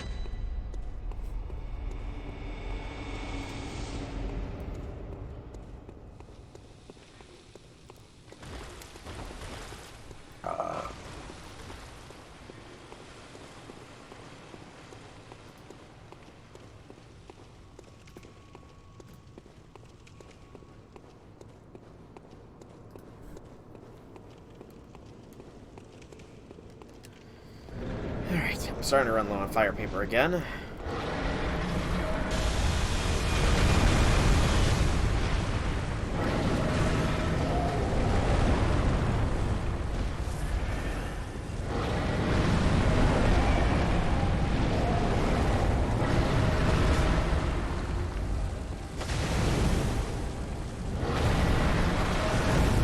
was kind of wondering if the tail was able to be hit. Guess that answers that question.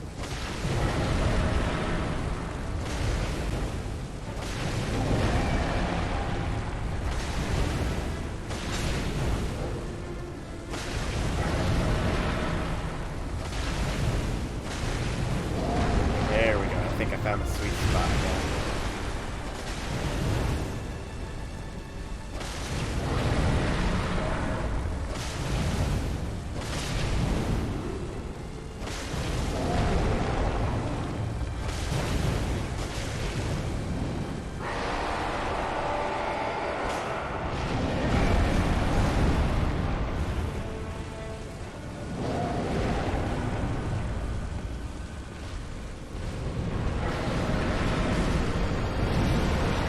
fucking bitch slapping me.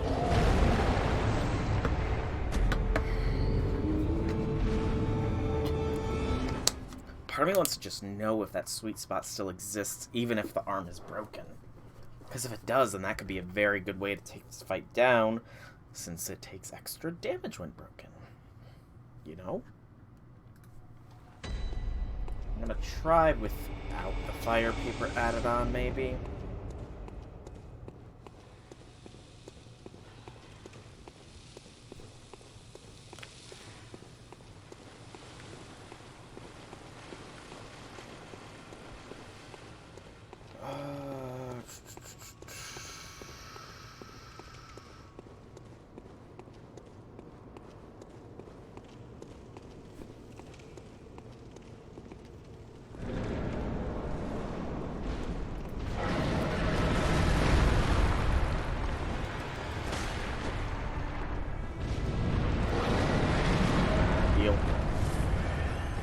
That was some bad early damage.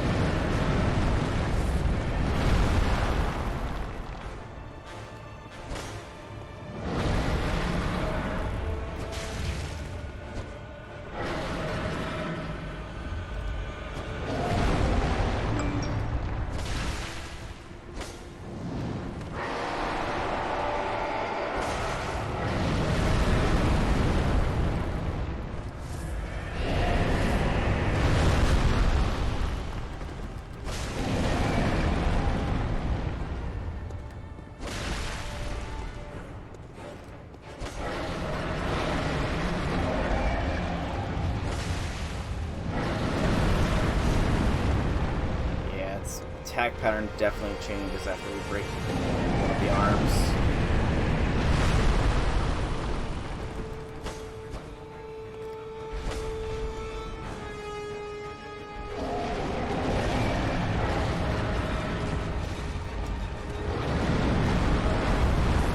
Also, I'm pretty sure that stuff is corroding my weaponry away, so I'm gonna have to make sure I got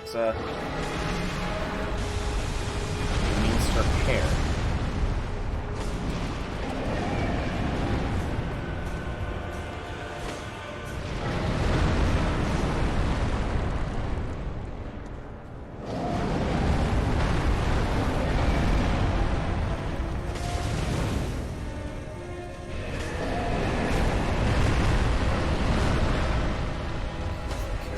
Yes, good hit.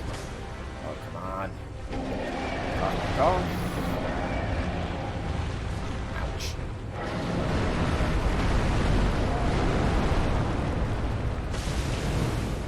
Back off, back off.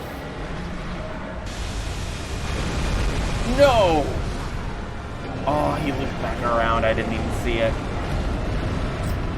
Didn't even see the attack loop back around.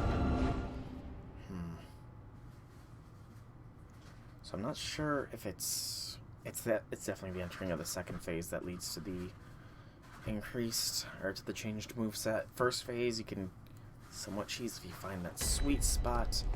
Second phase, though, is where it becomes troublesome.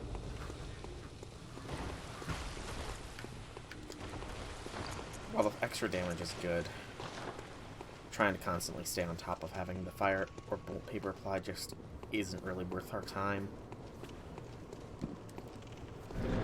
Gives us some brief seconds where we're not attacking, and thus are more vulnerable to being attacked ourselves.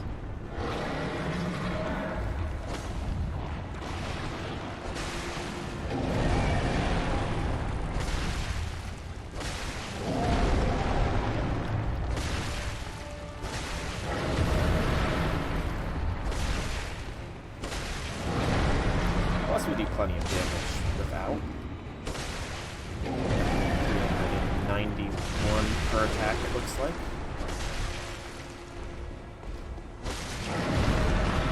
586 once it's been broken.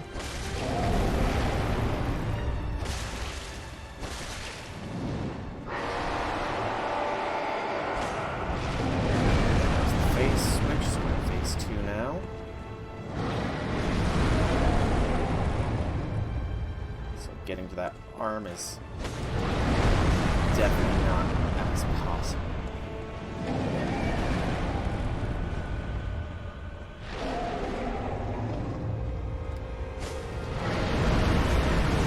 Does something like that.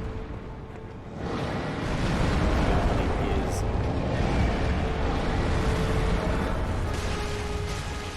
so very little.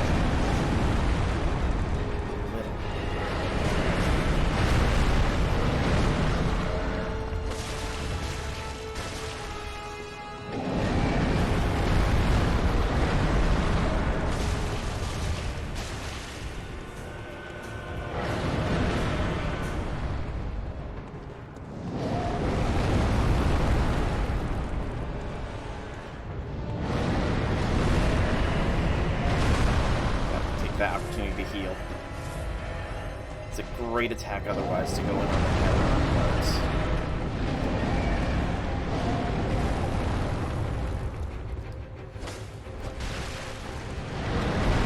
feel like it might have healed itself.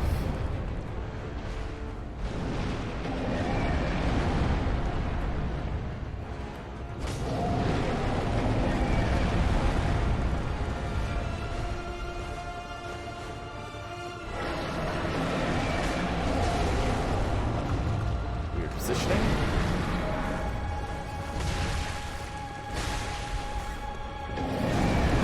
Back off.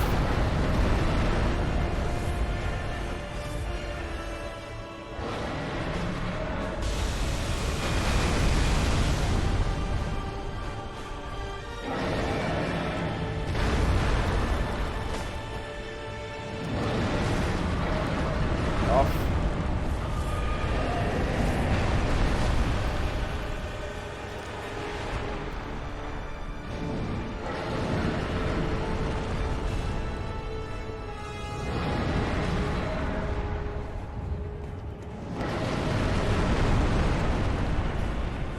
Headshot or two in.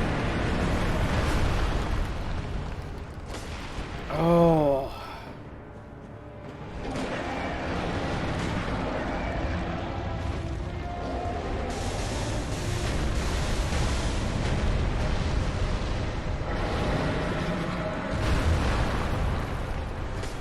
Oh my goodness.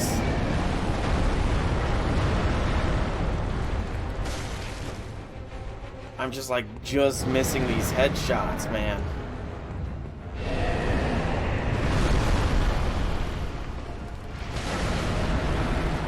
Bastard. Caught the arm instead of the head. I know that I need to get the head here soon. Because... there we go. I love how I teleported there. But because I know it's about to go into the final phase. And when it goes into the final phase, the game becomes unfair.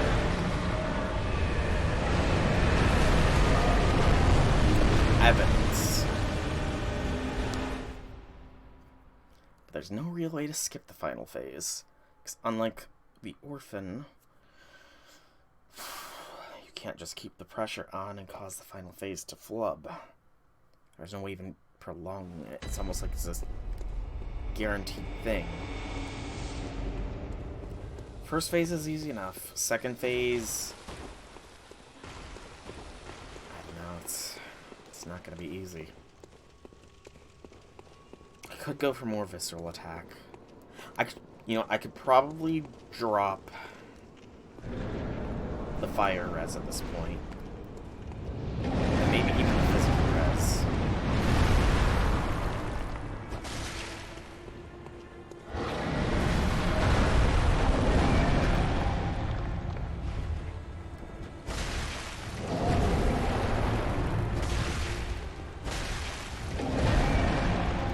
Though honestly, I have no idea how much that physical resistance is keeping me alive.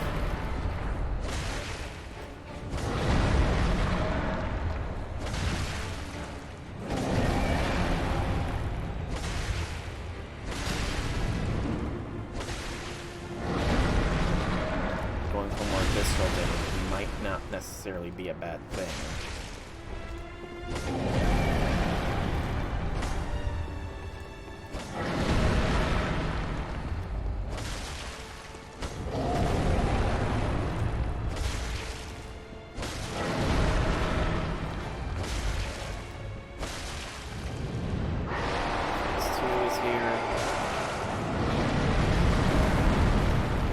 What's up, J6? It's a BTW.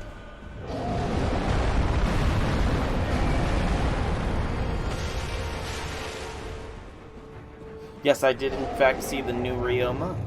He looks pretty slick. Not gonna lie. New Ryoma looks pretty slick. I very much like his final ascension with Oryu as well. Ryoma and Oryu have always been some low-key phase of mine, I guess.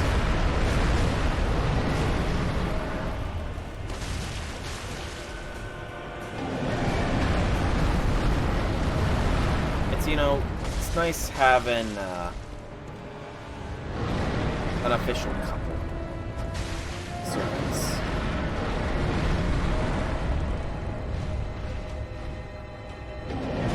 Ow! Was not expecting that attack. He's a Lancer too, is he not? I know he was just, like, officially released this morning. Technically. I don't know much about what he can do capability-wise. Like, I don't know if he's... I don't even know if he's single target or AoE, to be honest.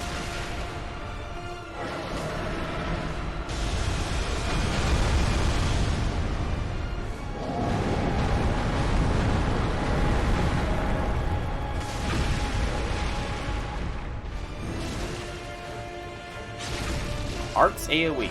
Okay, so he's not gonna be as good as Lambda then.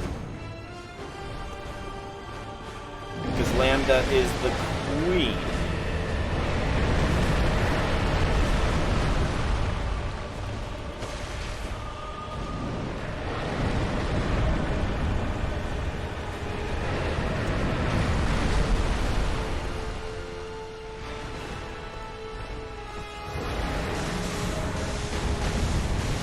I need to stay on top of health here. Also, I need to pay attention more to the fight than anything else at the moment. Ow! Especially when the frickin' reach just got insane.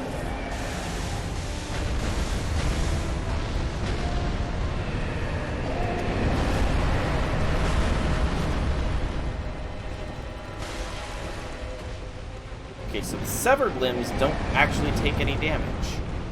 That's good to know. Who would have thunk that attacking the severed limbs of something wouldn't actually hurt it? Damn it!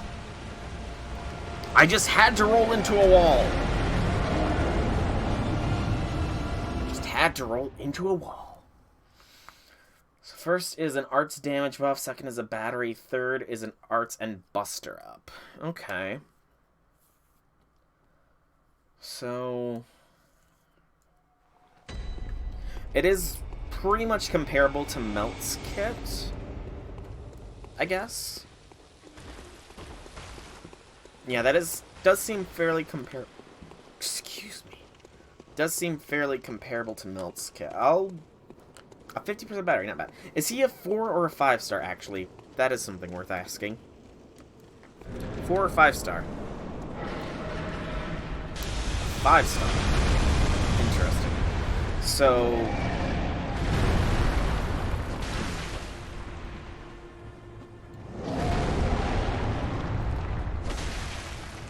chance is there that his NP damage at 5 stars could be better than Melt's, but it's not guaranteed. Sometimes the 4 stars are better than the 5s, after all. After all, just look at Ryder Toki. Ryder Toki's a freaking beast. And he's a lovely little 4-star.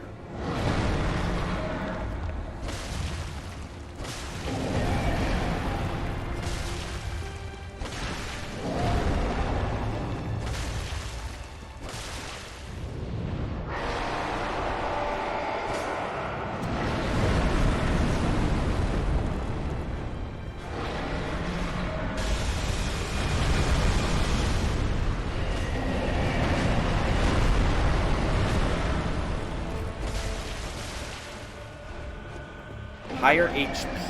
Okay. So possibly more of a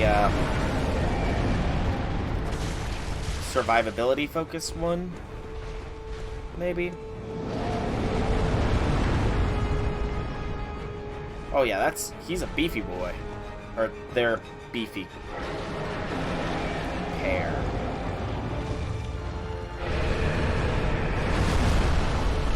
Oh, you gotta be kidding me. That was so dissipated by the time I charged it.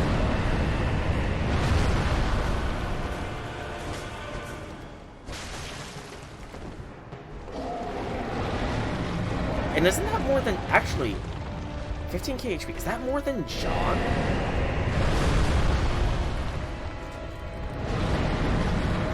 I feel like that's more HP than John, almost.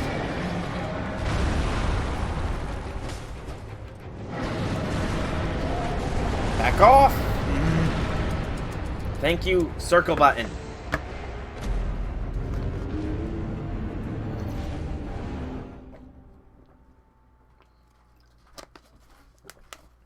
Thank you, circle button, for dodging properly. I so appreciate that dodge.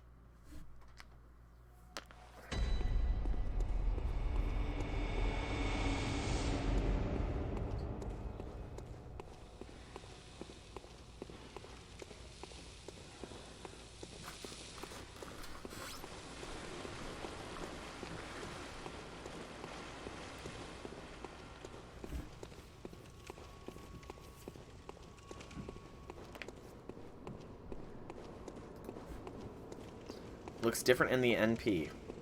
I'm gonna have to look it up once stream is done.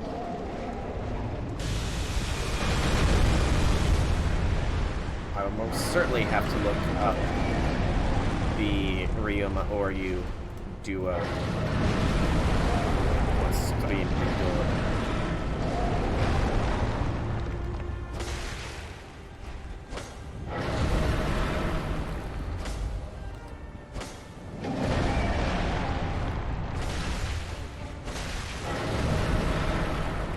I mean, I did see what I think was the final ascension, but I'm not really sure if it actually was. Or at least the card artwork, because the artwork I saw looked like it had Kermit the Frog in it. Which, mind you, would be appropriate for Oryu to have. Because, you know, she's got the whole frog thing going on, but I feel like that one might... I feel like what I saw might just be like a legitimate joke.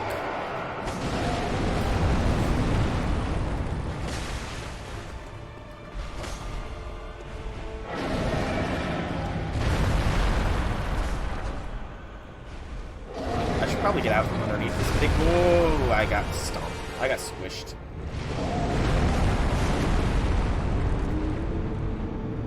Okay. So... it was legitimate. Huh.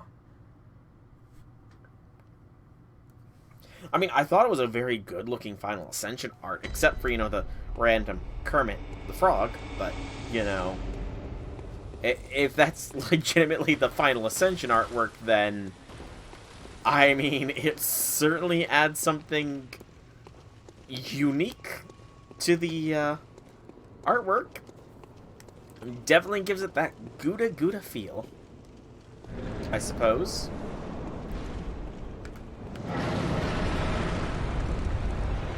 Yeah, that's just a... I don't know, it feels kind of out of place. Not gonna lie.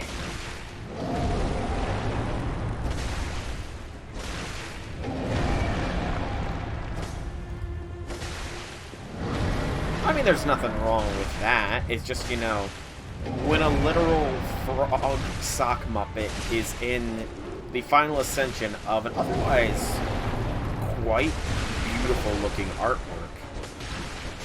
it just, it strikes me as odd, is all there is to it. It strikes me as odd, you know?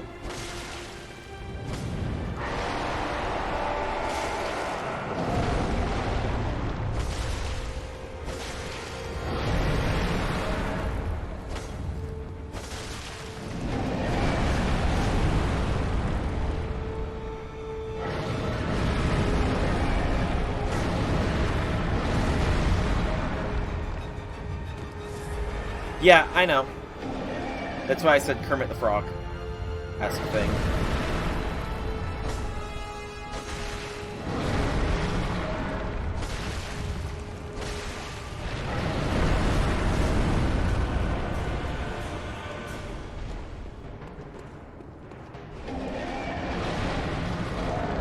Because that's pretty much what Kermit the Frog is a hand puppet.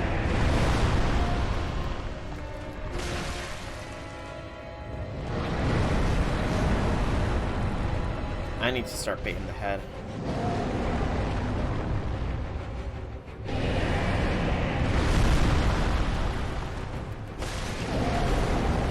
Back off, back off, back off. I'd rather heal than go for the shots.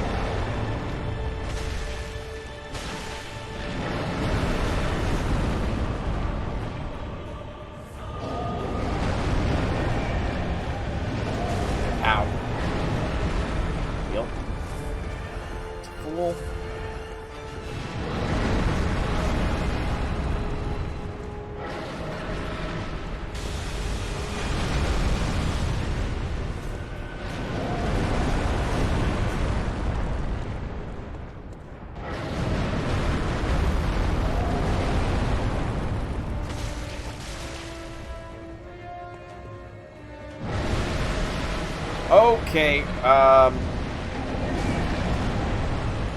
you went into this phase a lot sooner than you should have, mister.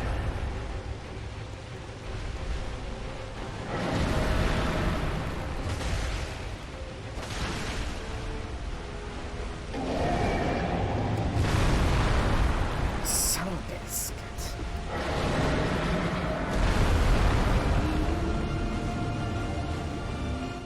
I mean, I like that Third Ascension artwork. That Third Ascension artwork looks awesome. I'm not gonna lie. Both Ryoma and Oryu. I'm glad, you know, I am legitimately glad that they got a non-welfare version. Because they're pretty cool servants. I don't use them that much, admittedly. But they're a very cool duo servant. So I am happy that they got a non-welfare version. And you know, this sets precedent for all the other Gouda Gouda servants, because I'm pretty sure the Gouda Gouda servants are the only ones that have welfares first, and then, but with no story component. Yeah, it sets precedent, you know? It says that other Gouda Gouda servants can get the non-welfare treatment as well. Like Cha-Cha.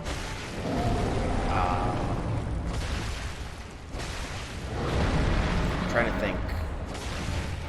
I mean, Nobu, I suppose, was the first president.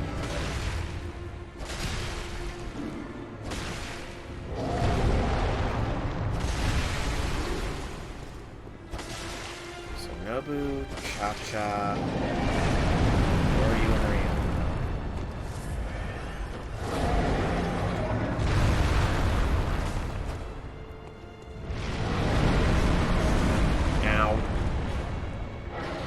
Kagetora.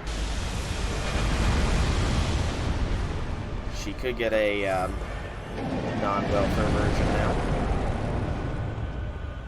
I'm pretty sure that's all the Gouda so far. At least as far as the NA goes. I don't know what the JP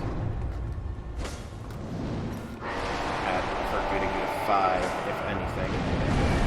No, they definitely have a Gouda 5. I just don't know off the top what it entails. Ow. I've got to stop talking because it's distracting me very clearly.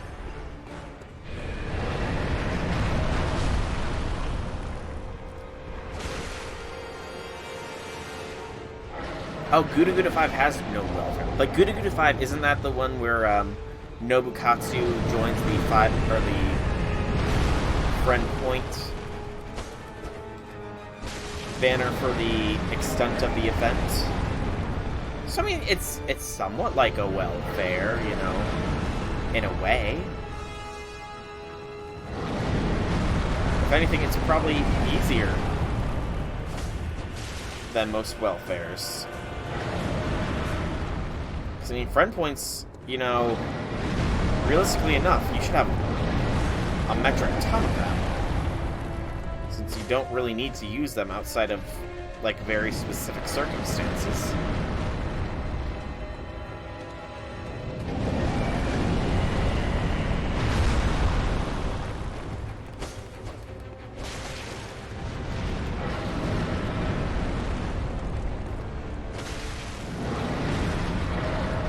That was a risky attack, and I got punched for it. Stop moving into the walls, I guess.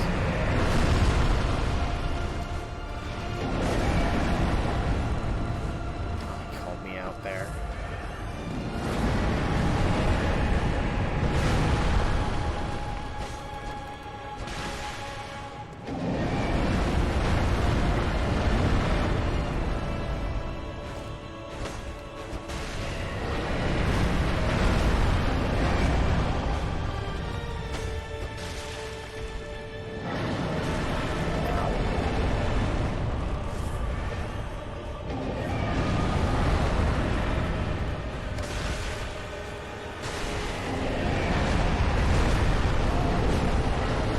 Whoa, okay, that was cheese.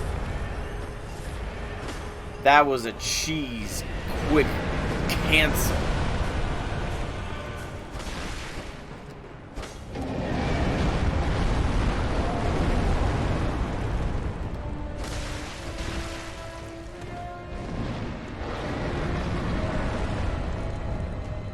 Also, I am really low on vials for this fight. I've taken way more damage than I normally do. Also, half of those attacks should have hit. Just saying, game. Just saying.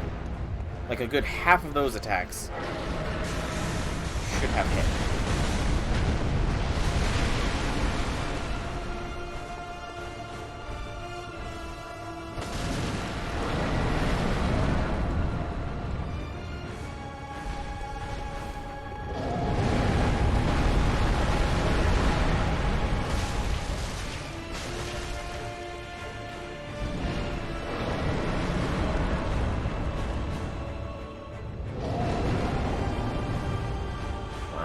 Headshots.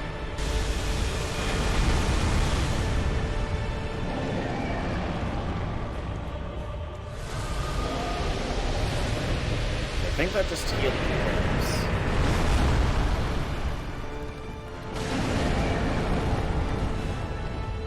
I'm almost positive that just healed the limbs. Son of a bitch!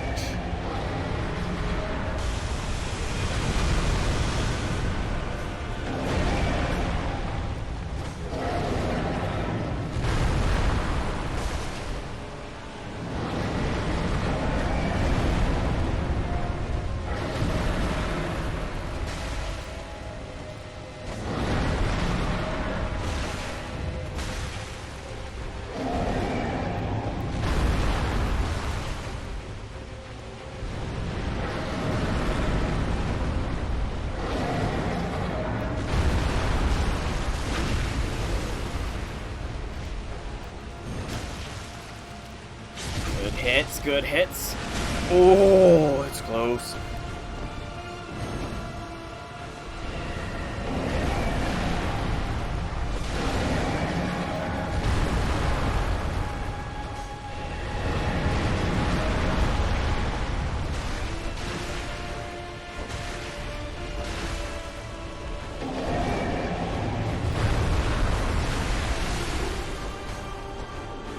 There we go!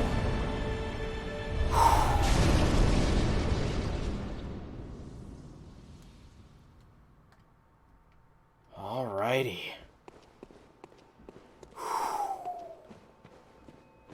We did it!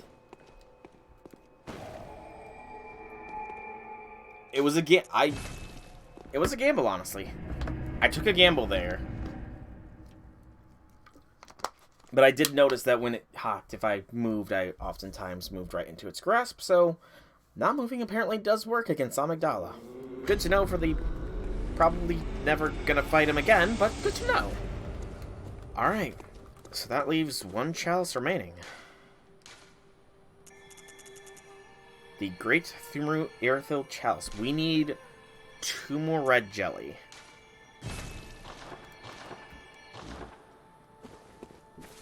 I need red jelly. Please tell me you sell them. You do not sell them, mother trucker.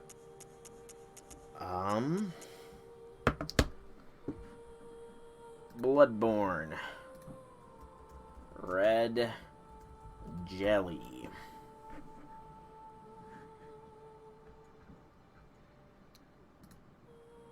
Bloodborne red jelly.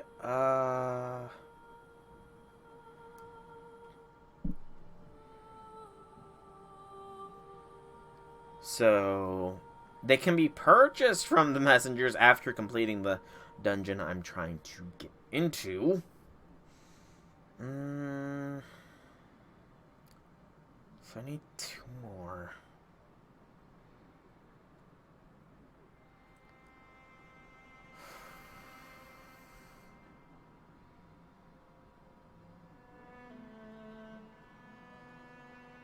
I already got them in the lecture building. So I've gotten 2.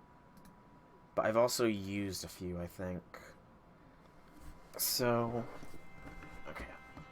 4 is needed for the Great Thumeru Aerithil Root Chalice. That's what we're trying to conduct the ritual on. This one is the Cursed Thumeru of Defilement. No. This one is the Lower Thumerian Chalice. No. Central Thumerian. Okay, so I've not actually activated any of these. This one is the Ailing Lauren Chalice. So I'm gonna remove Ailing Lauren.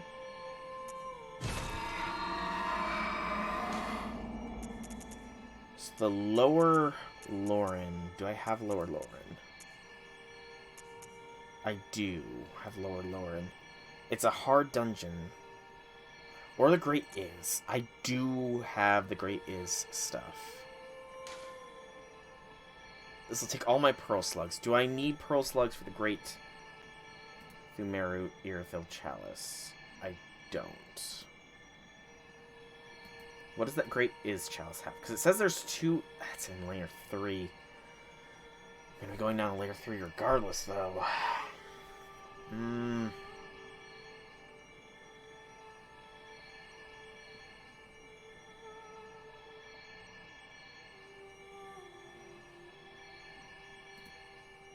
Okay, so I gotta do this dungeon.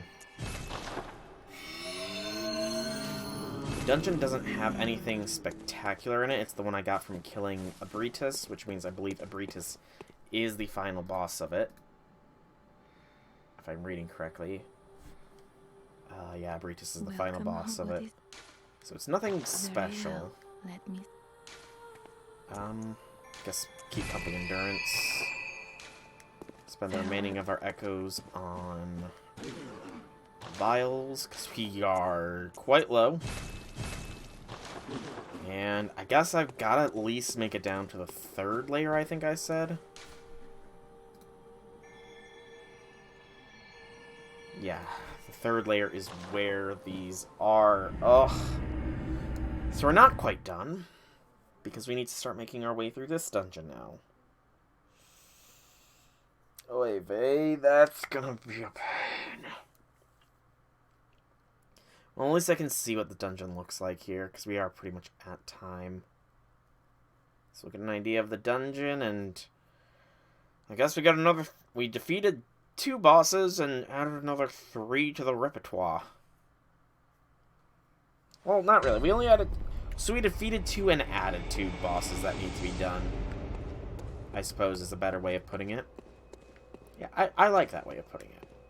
We defeated 2 bosses and added 2 more at least that need to be defeated. Also, this place looks creepy because it's so bright. I don't expect a dungeon to be this bright. Also, it's quite blue. But I am wondering what the enemies are going to be like here. I hear skittering. Oh, he's a tough boy, isn't he?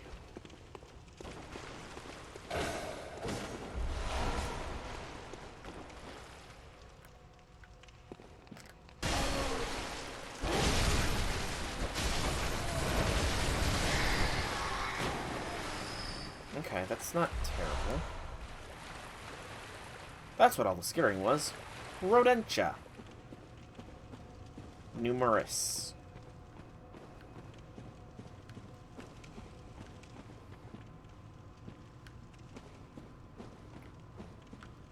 Okay, I'm not gonna lie, this... Whoa!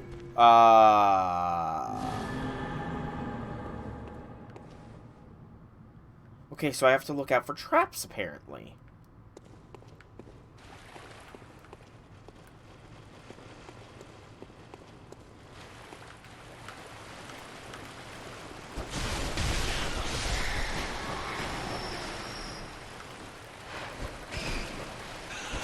Good to know, I suppose, that I need to be on the lookout.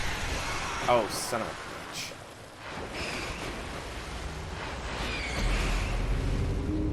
Okay.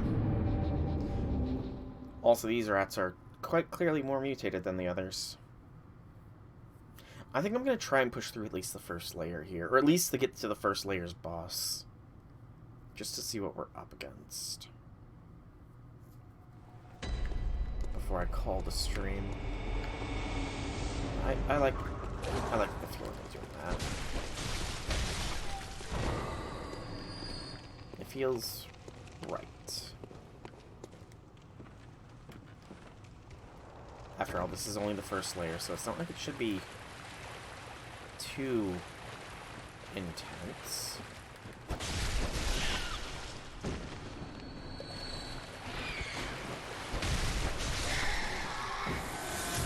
And I am getting a fair bit of echoes here as well.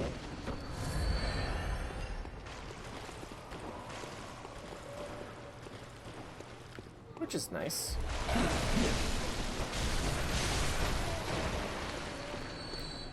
Oh, hello, little blood rock lizard thing.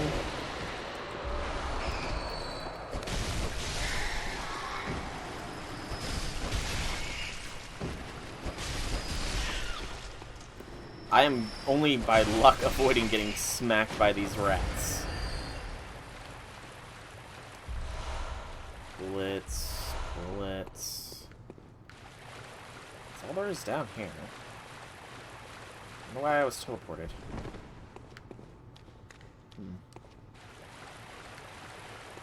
I guess maybe the Bloodrock messenger, or the Bloodrock lizard thing, which gave me a useless gem, but, you know, something is better than nothing, I suppose.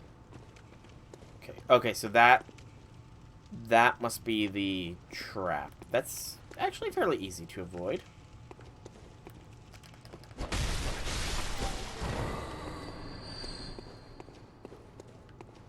So circles of red lights are traps. Also, this is honestly a somewhat trippy dungeon, considering I'm seeing Cosmos as well, periodically.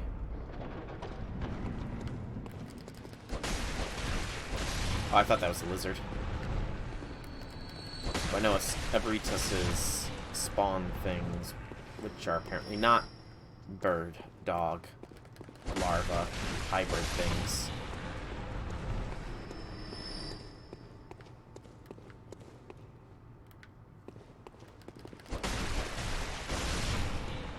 Which makes sense.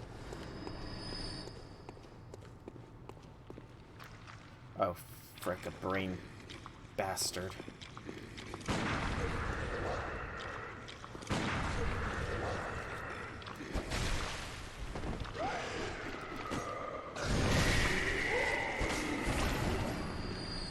Hey, nice, Draconic, very nice. What you getting? What you gonna be getting on your Switch? Or rather, did you order a Switch for any particular reason? Would be a better way of putting it. I'm wondering where these little guys are gonna take me next. Okay. So it's pretty much a set location that they teleport you to. Okay, cool. I suppose. You have the Mario Kart 8 game. Ah. Outside of the OG Mario Kart, I honestly never really got into it, to be honest. Ah, open up for collabs with your team. That makes sense, too. That indeed makes a large amount of sense. So there is a side area here. Why not? You have a Switch, but you've never touched it. Nothing wrong with that. But there's lots of good games on the Switch, man.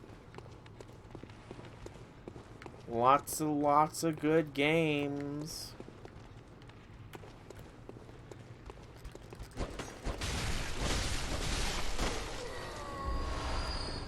A Series S, much less ambitious than trying for PlayStation 5, which I'm still trying.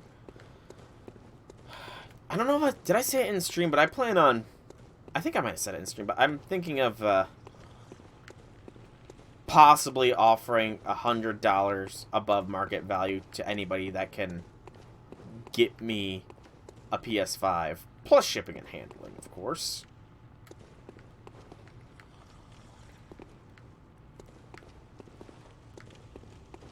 Because, you know, shipping and handling could very well be $100 depending on where they get it from.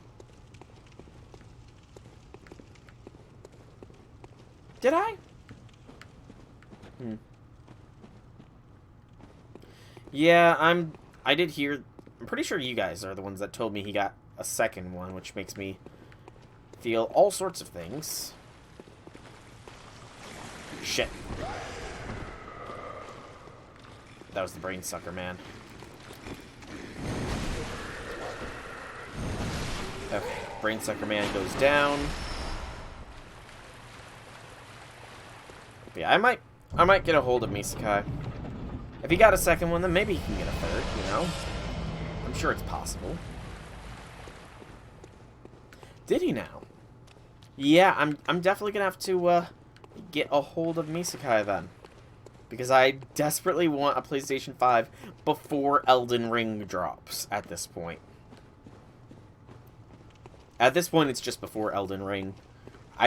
Demon Souls can sit until after I've finished Elden Ring. At this point. Speaking of, I have no idea what kind of build I'm going to be making. I've been watching a lot of the network tests for it, and it's looking pretty freaking slick. I'm thinking of going a dual-wield build, honestly. Because Power Stance is awesome. But then the magic looks awesome, and the miracles actually seem really good. Oh gosh, more hell doggos. How far this way are they going to come? Not all the way.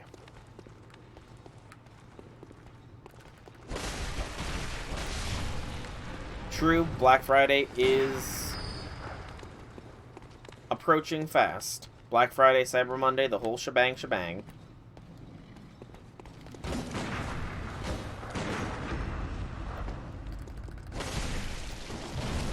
Back, back, back, back, back. That was a wasted vial.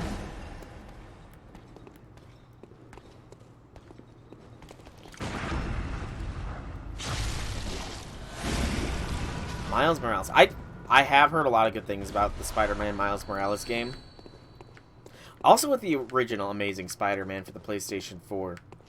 Both of those games got some really good critical reception.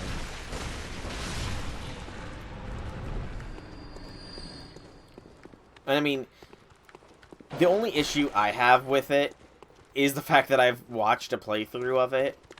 And it's the kind of game where you either need to play it for yourself or, you know, watch somebody else play it. And if you watch somebody else play it, then, you know, you kind of miss out on a lot of the fun. Resi 8. Another game that I've heard and seen quite a good few things about. Shit. Frickin' spiders. I hate the spiders.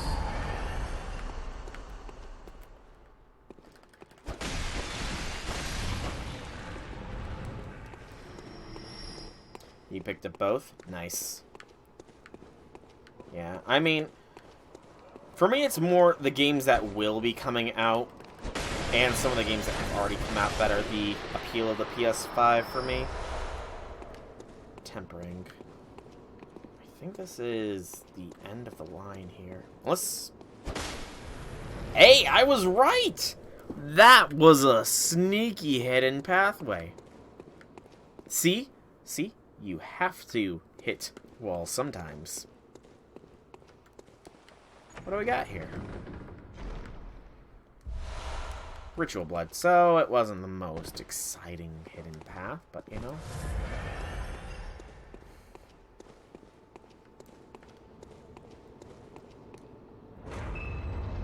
Alright, here we go. What are we up against? Shoot! Brain sucker. Shit.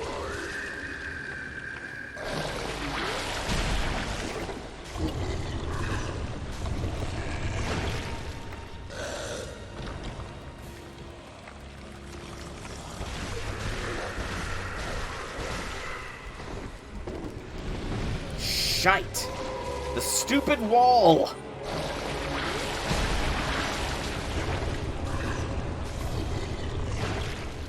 I hate the walls.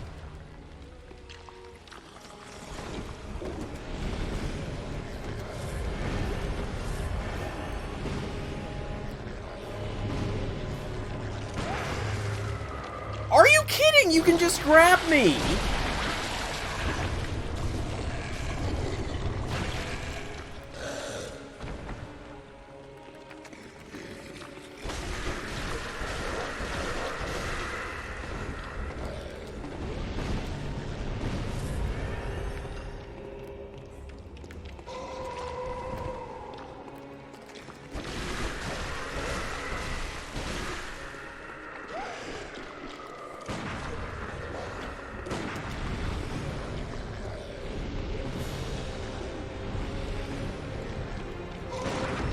Yes, a very annoying boss, who is now dead.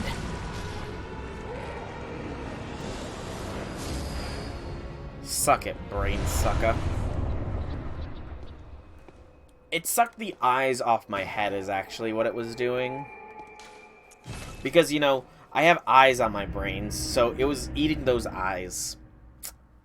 Yeah, that's what it was eating. The eyes on my brain. It happens, you know. It happens. I had a lot of them, so, you know, it must have been hungry. But still, it's dead now, and I'm alive. And I think that is probably going to have to be where I end the stream. Well, that doesn't seem like it's going to be a very hard dungeon. I really am over with time for the stream, so next stream... we should hopefully... next Bloodborne stream, we should hopefully be finishing off the last of the Chalice dungeons. There's only one more boss I have to fight in that one, and then 3 bosses in the final chalice, and then 3 bosses in the final game, and then Bloodborne is done. So literally 7 remain. Hopefully I can narrow that down to 3 next time. But for now, I've been Soulractor, and I hope you enjoyed. If you did, leave me some feedback in whichever way you so see fit, and I will see you all next time. Have a fantastic day, everybody.